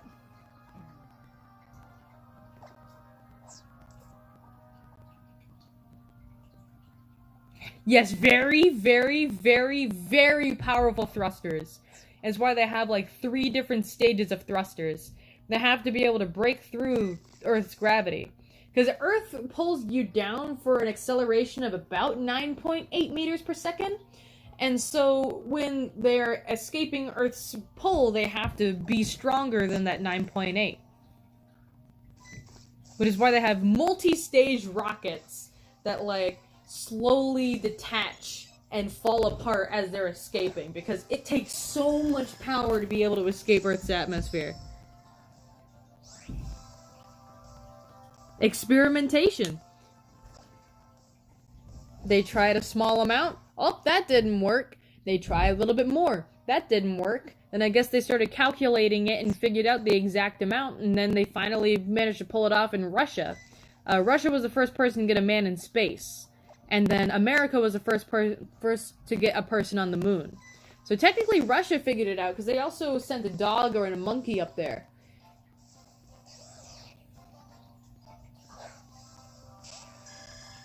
Plus, they also did send a lot of just probes by themselves, such as satellites and other things, just to experiment with getting things at least in orbit.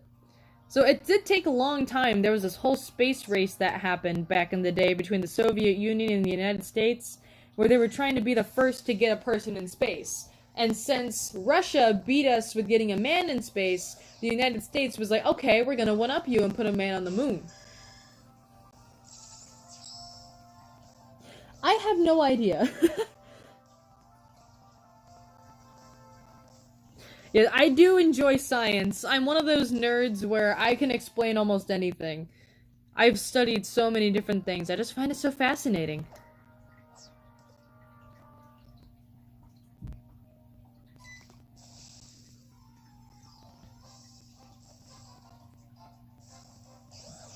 Oh yeah, like technically, if you want to get technical about it, the moon is still in Earth's atmosphere because of how long the gradient is. So if you want to think about it, no one ever really left Earth's atmosphere.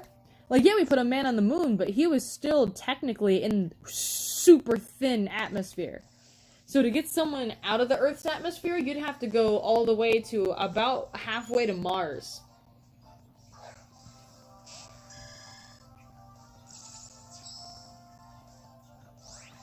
And that's just a perception thing. Since it's such a massive object and we're so tiny, we don't really notice because, again, that's just something we're used to. Now, if the Earth suddenly changed speed, again, like, if gravity changed, we would notice.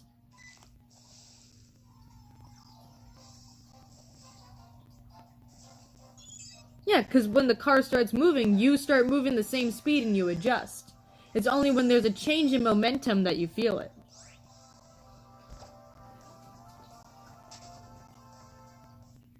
Because once the car starts moving, you start moving that same speed.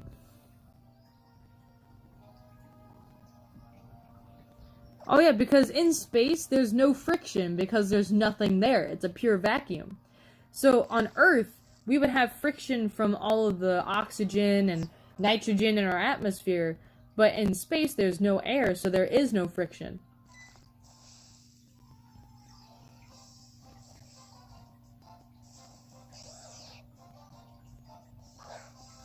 Cockroaches? I'm pretty sure those are descendant from one of those, prehistoric bugs.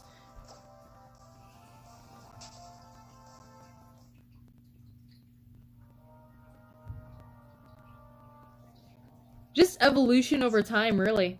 That's the answer for every current species that we have. Like, I love how chickens are the closest thing we have to a descendant of dinosaurs. It's not any reptile, it's just a freaking chicken. Because what defined dinosaurs wasn't just big lizard, they had to have a very specific hip structure. And chickens are the only thing that have that specific hip structure. So if you think about it, a chicken kind of is a dinosaur.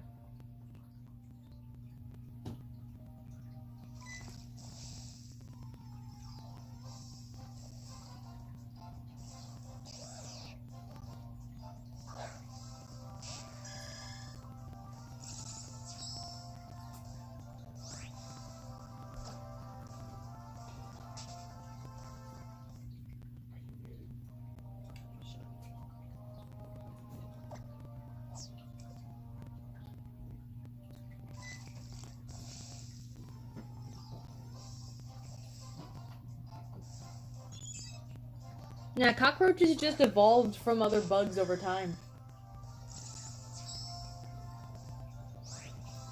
Like, they're a natural thing. They didn't just come from a nuclear explosion. The thing is, they can survive, like, radioactive fallout. Which I think might where you got the idea from. Because cockroaches can survive so many things.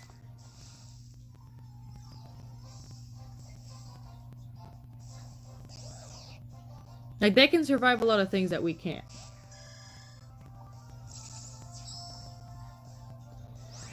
Oh, speaking of Fallout, here's a fun fact for you. Have you ever wondered why the mascot for Fallout on every cover of the games, he's like holding his thumb out in front of him like a thumbs up? The reason that they have that for the art is because back when there was that whole nuclear scare with the Cold War with Cuba and all that, they were informing people that if there is a nuclear explosion, you want to hold out your thumb. And if you can see the explosion around the outside of your thumb, that means you're going to be within the fallout. And if you can't see it, that means you're good. So on the front of all the Fallout games, he's basically checking to see if he's a safe distance from the explosion or not. I just think that's a fun little detail. Yeah, like, there's the range from the explosion where it's basically instant death, and then there's injury, and then there's you'll feel the force but you're fine, then there's you won't feel it but you're going to be in the fallout, and then there's that super far distance that's completely safe. And if you hold out your thumb in front and you can't see the explosion, like, behind your thumb, then you're safe. The distance of whoop, I guess I'll die. Now, my thing is, I have small hands and really small thumbs, so regardless of how far I am, I would basically assume that I'm in danger, because I just have such a tiny thumb.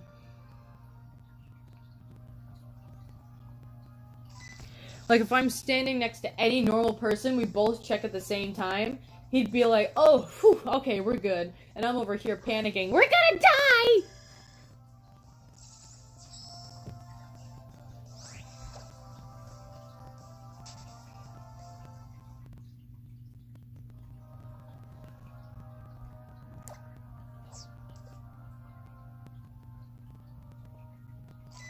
So cockroaches can do this weird thing where they can almost, like, flatten their bodies. So cockroaches can compress themselves down to really, really thin so they can squeeze through cracks. It's freakish and I hate cockroaches. Yes, it is very dumb and I hate that they can squeeze through crevices. Because then they can get anywhere.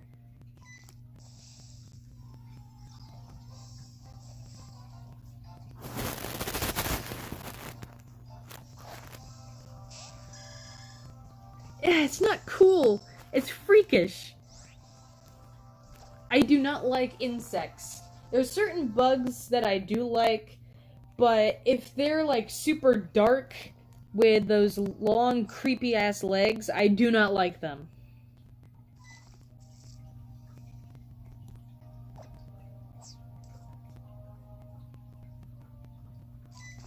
Oh, cockroaches are freakish. They're somewhat intelligent to where they can be trained, and they can survive almost anything.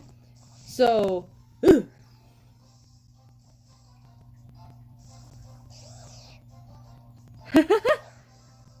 You know, like, cats, chinchillas, rats, all those animals where if they can stick their head in, then they can make it through.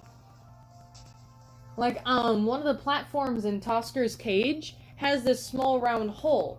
Since, like, his fur fluffs out so much, I wasn't sure he'd be able to make it through. But he stuck his head through, and then he just casually climbed in, and I was like, oh, okay, so he can.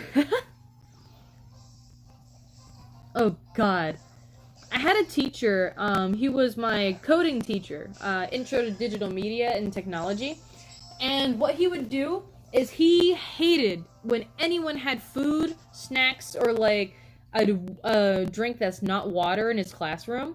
So what he would do is if anyone had snacks and it attracted a roach, he would catch it in a plastic cup that morning he came into school, and he would catch it and leave it on his desk, and then he would give it a name with Sharpie, so when people would walk in, he would display it and just be like, see, this is what happens when you bring food in here.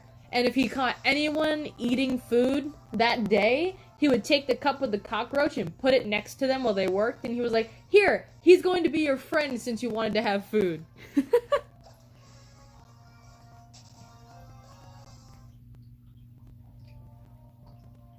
And so that was a pretty good incentive for people to not have snacks in class. They didn't want to have the roach cup next to them.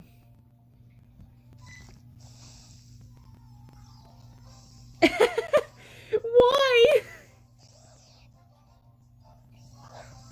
Oh, one of the roaches was named Jerry.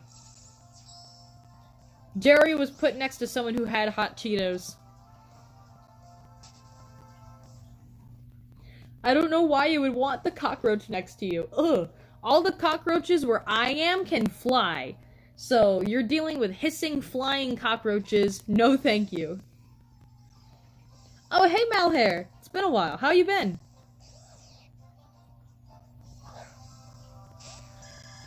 If Jerry got out, he would catch him again. He was adamant about his cockroach system. Yes, some bugs. Very, very strong emphasis on the word some.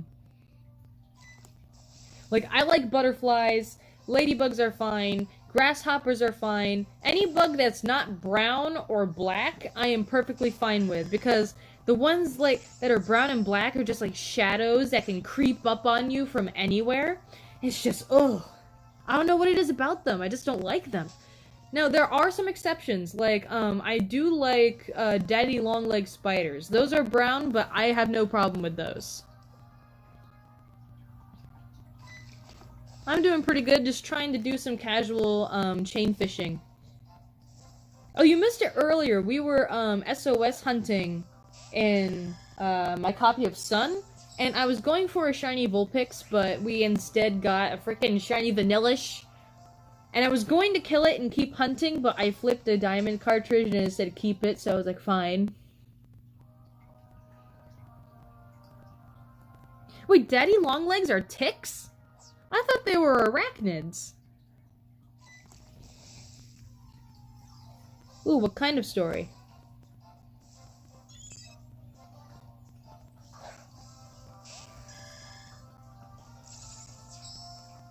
Yeah, we got a shiny that I was dreading that we would get instead of my beautiful shiny Alolan Vulpix, but a shiny's a shiny, so I can't complain too much. Dang, my freaking camera keeps tilting.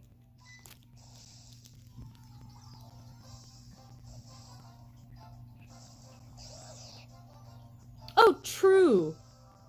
True, I see what you mean now. Because they're only like a small little ball with a face. Oh, thank you. I've already caught everything on this route with a super rod, so I'm using a good rod to avoid duplicates. Dang, and I keep breaking my chain. I don't remember it being this difficult.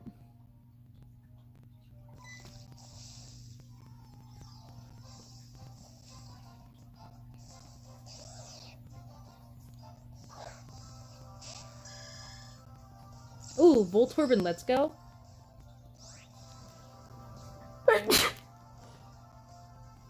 Whew, don't mind me. Anyway, I haven't hunted anything in Let's Go yet.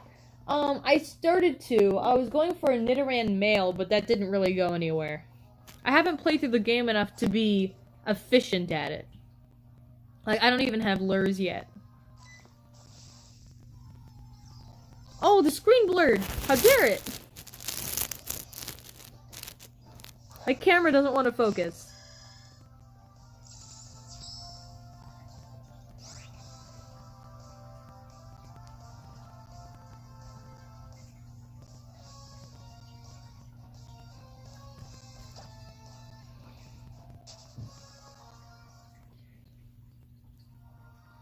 Oh, dude, one time, I went downstairs in the middle of the night, because I was hungry and I was wanting to cook something. So, I was just going to make some ramen in the microwave, and, a cockroach, when I opened the door to the microwave, a cockroach fell out and landed on the stove. It scared me so much that I was like, nope, because it ran under the oven, and there was no way I could get it. So I just left my ramen out and went straight back to bed. I was like, nope, I am not dealing with this.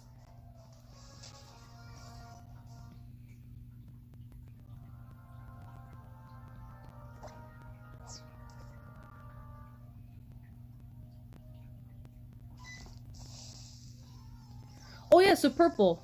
One of the things I was thinking of doing is I was going to start making some videos on the Pokemon region that I've been making. Like, just kind of introducing some of the Pokemon I came up with and the concept for it. What do you think of that? Because you've seen more of my region than anyone else.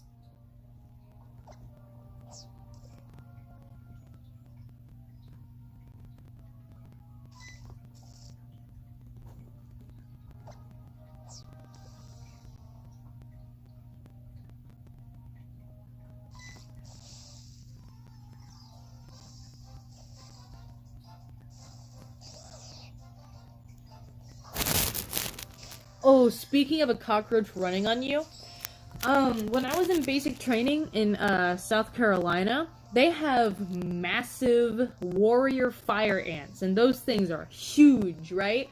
They're big, fat ants. So whenever we would be eating and we were, outside, we would have to go in what's called a prone unsupported in a large circular, formation.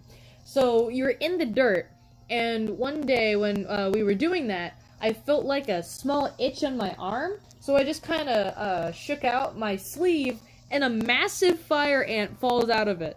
It scared the crap out of me, and I'm surprised I didn't get bit. Ugh. It was freakish. Those things are huge.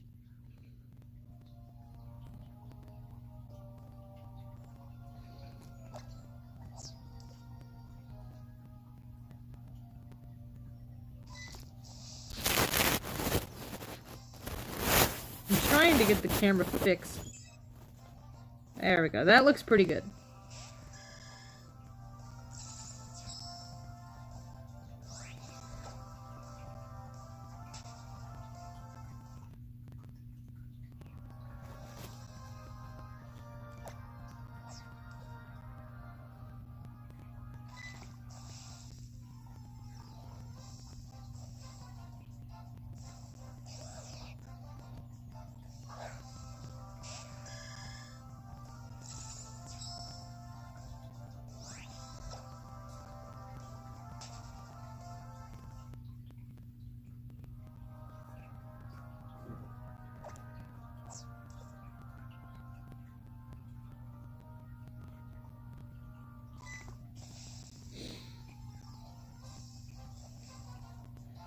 Oh, I have tons of just random miscellaneous stories. Just depends on what kind you want to hear.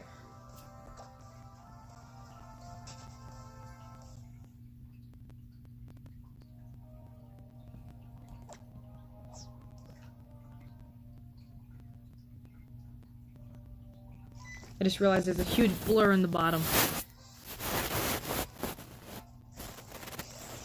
There we go. I think that's better. You must know all of them. Alright, let's see. Let's see. What would be a good one?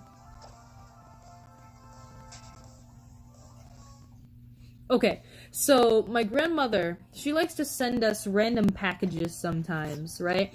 Sometimes it'll be around holidays and it'll have like presents in it for like birthdays or Christmas, but sometimes she just sends random ass packages.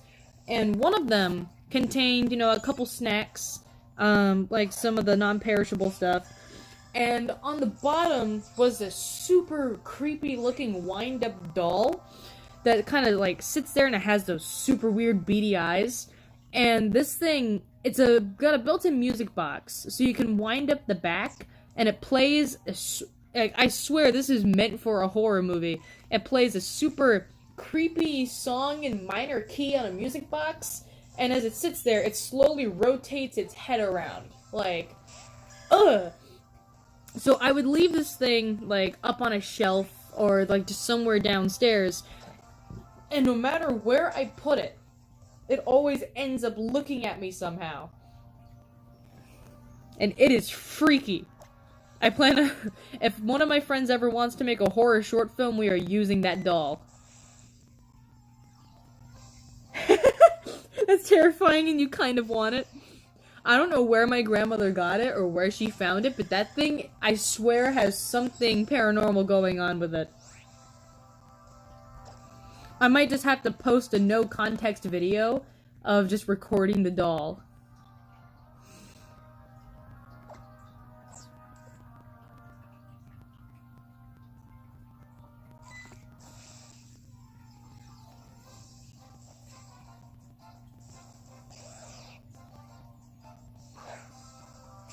Oh, also, this is unrelated, but I do have a couple new Pokemon plushes. I have this Lapras right here, and then I also got this Lucario the other day, too. There's a couple other newer ones. I have this Corviknight, and the other ones... Oh, dang! I just noticed that this Umbreon was, like, falling off. Anyway, I do have some other ones, but they're not with me at the moment. They're, across the room, and I don't feel like getting up. I know that is something out of a horror movie. I swear it has to be.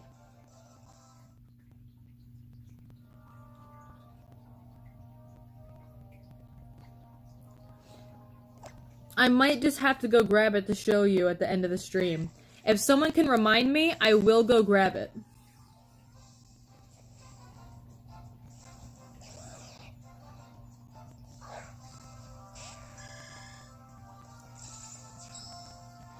So I'll probably be ending at 5:30 or 6. Probably 5:30 because it's already been almost 2.5 hours.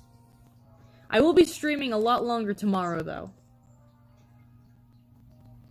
Oh, you're gonna remind me? Oh boy.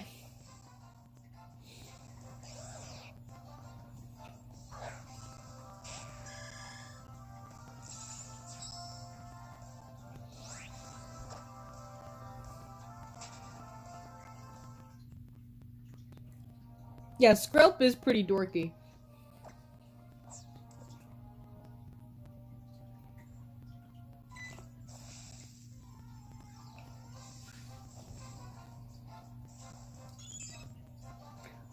Oh, and also, let me see if I have this on this other phone real quick. Because I might have it.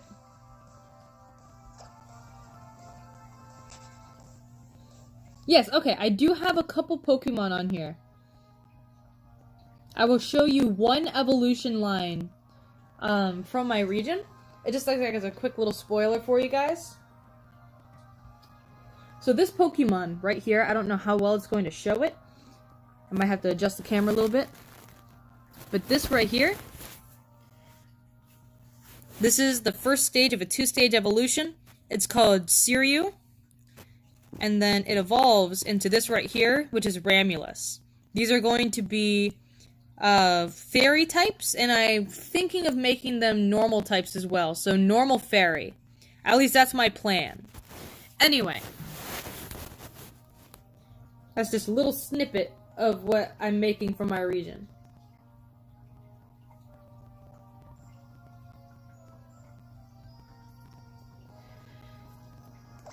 Oh, dang.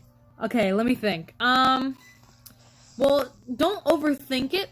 I would say maybe put on some music and just don't walk. Like, don't walk. Don't watch.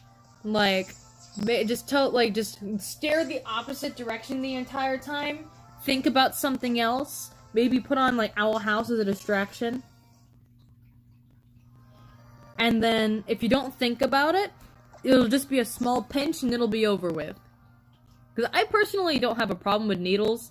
I always watch them do it. And I watched the entire process of my blood being drawn for a donation. So I don't have much of an issue.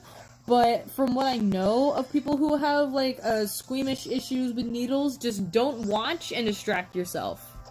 Because I do have a lot of friends who are squeamish. Just don't think about what's happening and it'll be over before you realize that they did it.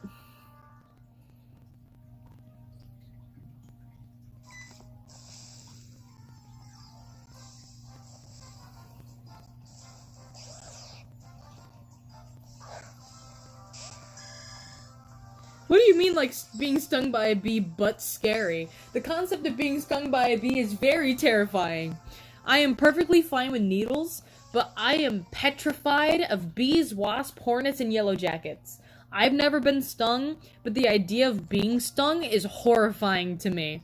Like, just the sound of buzzing, like an insect buzzing, freaks me out so much. Just, ugh. I would rather take a needle than a bee sting. Well, yeah, that's like telling someone don't look down. They're going to look down.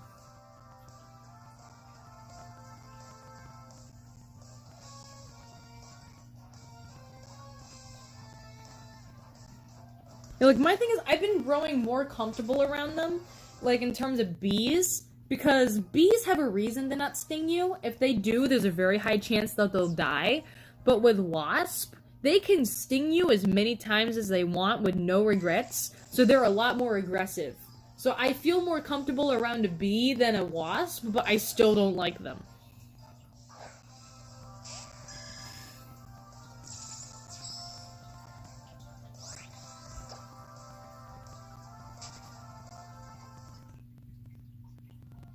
Oh, I have nightmares of bees conquering my entire house. Ugh.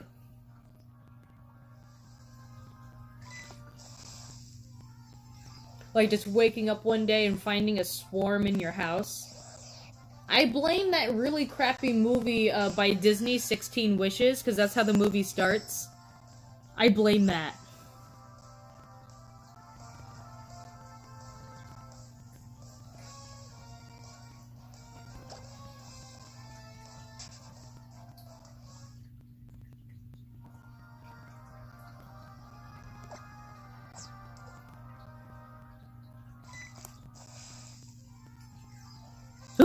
No, I've been like, okay, I learned that cockroaches make a really weird squeaking sound. Because one night, I was laying in bed just playing Pokemon, and I heard what sounded like electricity, but it wasn't electricity. And I glanced back and I just saw a very dark blob, and I wasn't sure if I was seeing things or not. So I turned on my lamp and there was a massive cockroach right next to my head on the wall, and I freaked out. I hate cockroaches so much.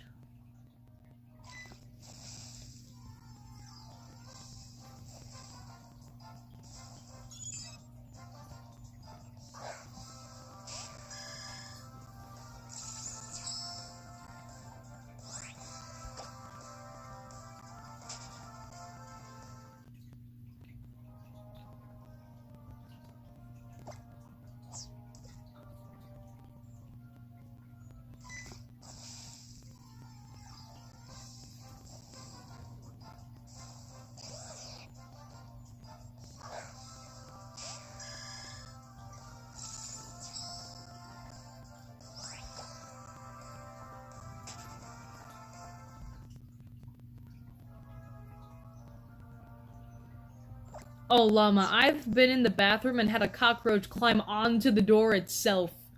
So I was trapped in there.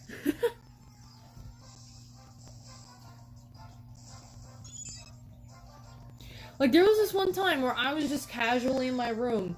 Then all of a sudden, I hear a thud on my door. And my brother's like, oh yeah, there was a cockroach on the outside and it was about to crawl in your room. And then I was paranoid for the next 2 weeks.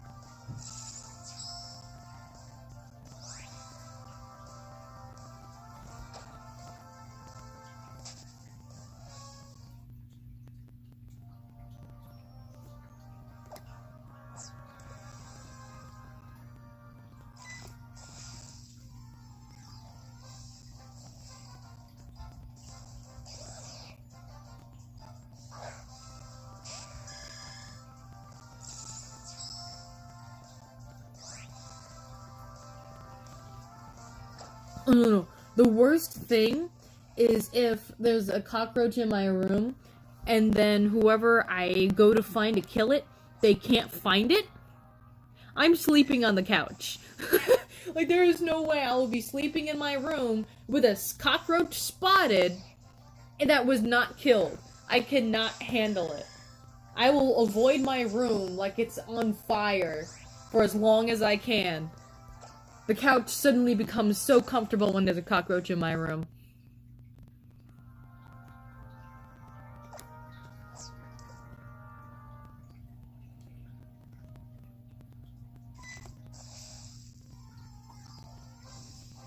No, and the worst thing is usually I'll see a bug, and then someone will come in to kill it, and they're like, I don't see anything, and it's like, it was there! And they're acting like I was crazy just seeing things. I am hyper fixated on bugs. If I see a bug, there was a bug.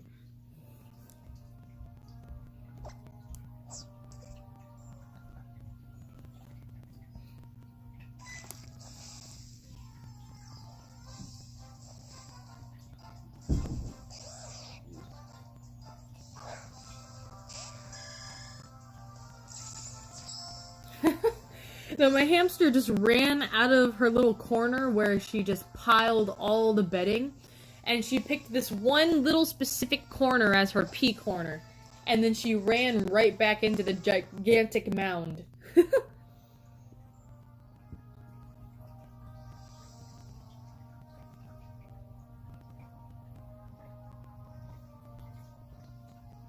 Now see, if it's something like, a slug, I will put it back outside. But if it's a cockroach, it chose death by entering my household.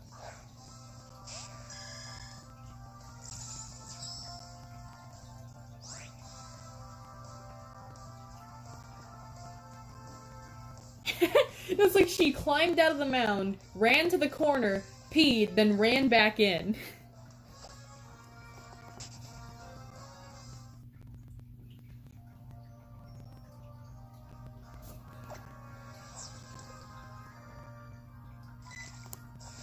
Oh no, not at, sometimes. Mostly at work though, because, like, especially when it rains, we'll just randomly find slugs on the wall in the break room.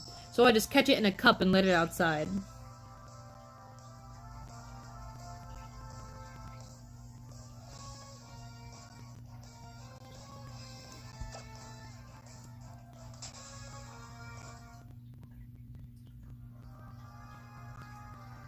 Who would want hissing cockroaches as a pet? That sounds horrible. Like, I can understand wanting a tarantula as a pet. They're like small, adorable, 8-legged dogs. But hissing cockroaches? I don't see the appeal at all.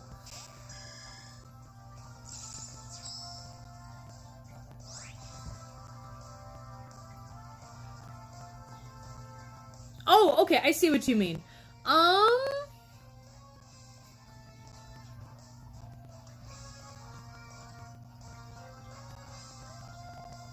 Honestly, I would say probably Cubone. Purple, I would say Crystal would have a Cubone, definitely.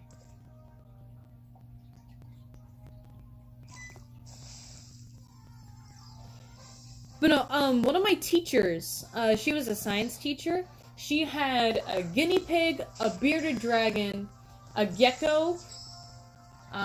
She had 2 tarantulas. One of them was a rose tarantula. I forgot what the other one was. And she would regularly let students feed the class pets. And the guinea pig, that guinea pig made me hate guinea pigs. Because that guinea pig gave me worms for like a year, and now I despise them. So, that's interesting. Alright, you're gonna go get snacks? What kind of snacks? You're gonna make me hungry.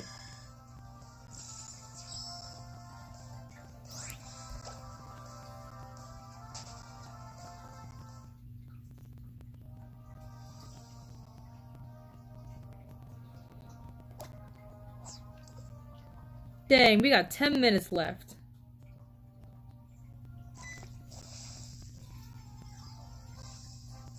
We gotta get something.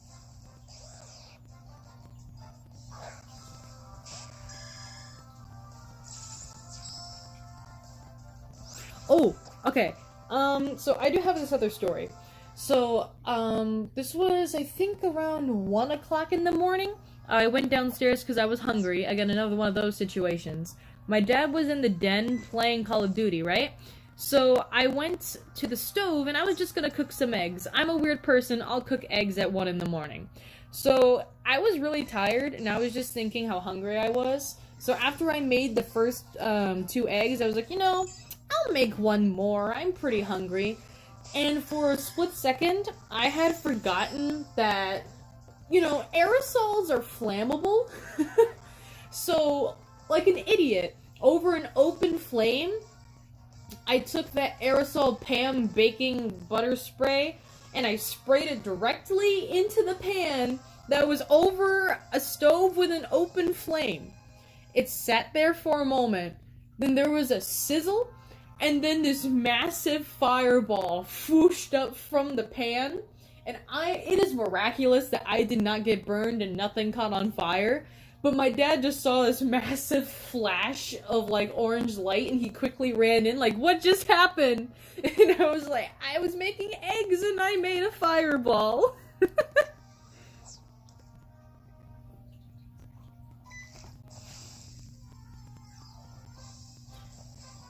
Oh, I'm going to be grabbing the doll at the end of this stream.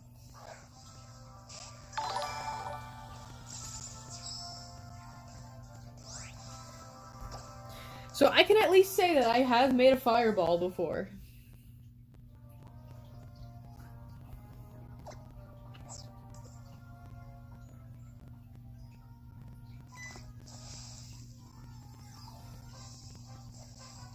Its own stream? I don't know. I think it would be best if I just randomly waited to where you weren't expecting it and just wind it up as much as I can, sit the camera down in front of it, and just let it go, and then when it stops, just end the stream, and there's no context whatsoever. I think that would just be fantastic.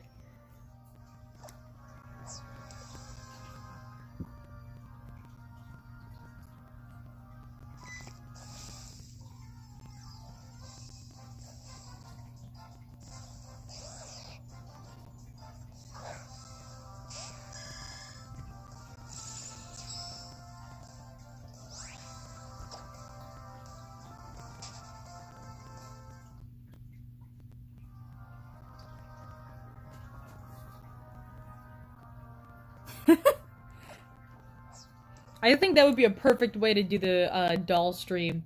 Just have it come out of nowhere in a like dark-ish room, but enough to where you can see it, and then just end the stream when the thing ends, and just that would be beautiful, honestly. I might just do that now.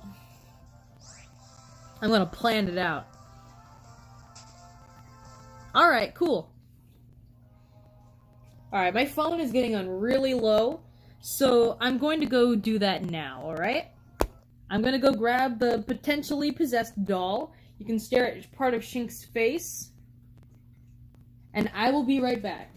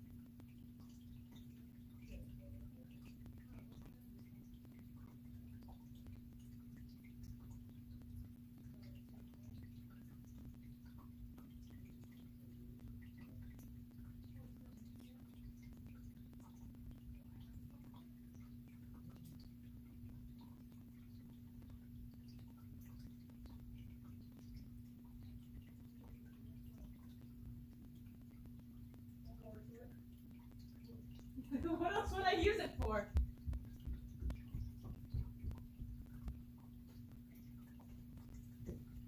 Alright, I'm back. Sorry that took so long. Just to give you an idea of, what this thing looks like.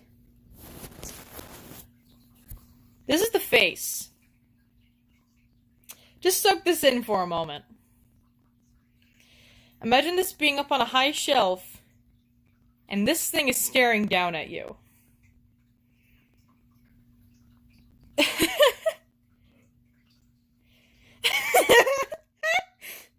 Alright, so now, what we're going to do... Hold on, let me read what this tag says real quick. This beautiful handcrafted doll is intended for decorative and collector's use. Not intended for use as a play doll. Recommended for children over 8. So, I'm going to just wind this up real quick. And I'm just going to let you all stare at it till it's done. Alright. Alright, here we go. I haven't wound this thing up in a while, so...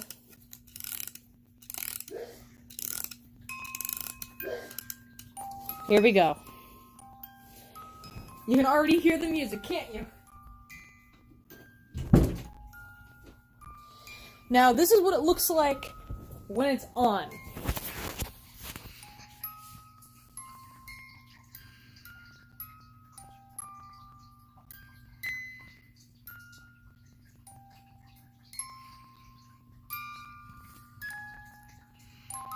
See how the head is slowly moving?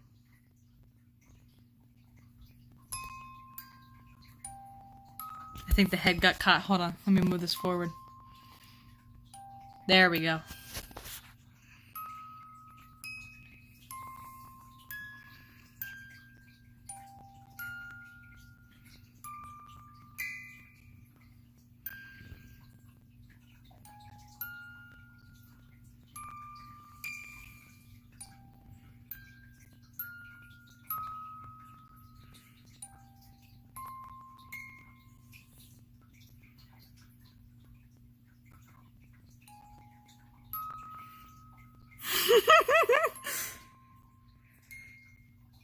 Isn't this beautiful, everyone?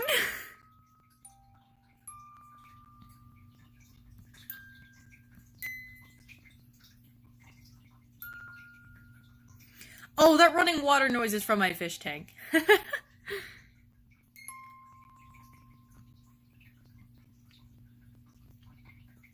Oh, is it done?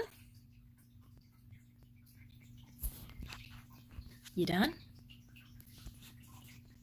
I take that as a yes. So yeah, just, this thing. It's called Louise the Musical Doll. She gently moves her head with the rhythm of the music.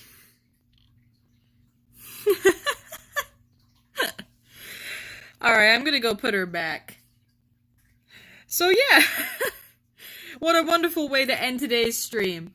So I will stream again tomorrow. And to end this off, to compensate for this horror right here, I will show you my chinchilla. This is Tosker, and he is Friend. He is adorable. He says goodnight to you all. You all have a wonderful night. I'll possibly see you tomorrow if you stop by. Alright, later.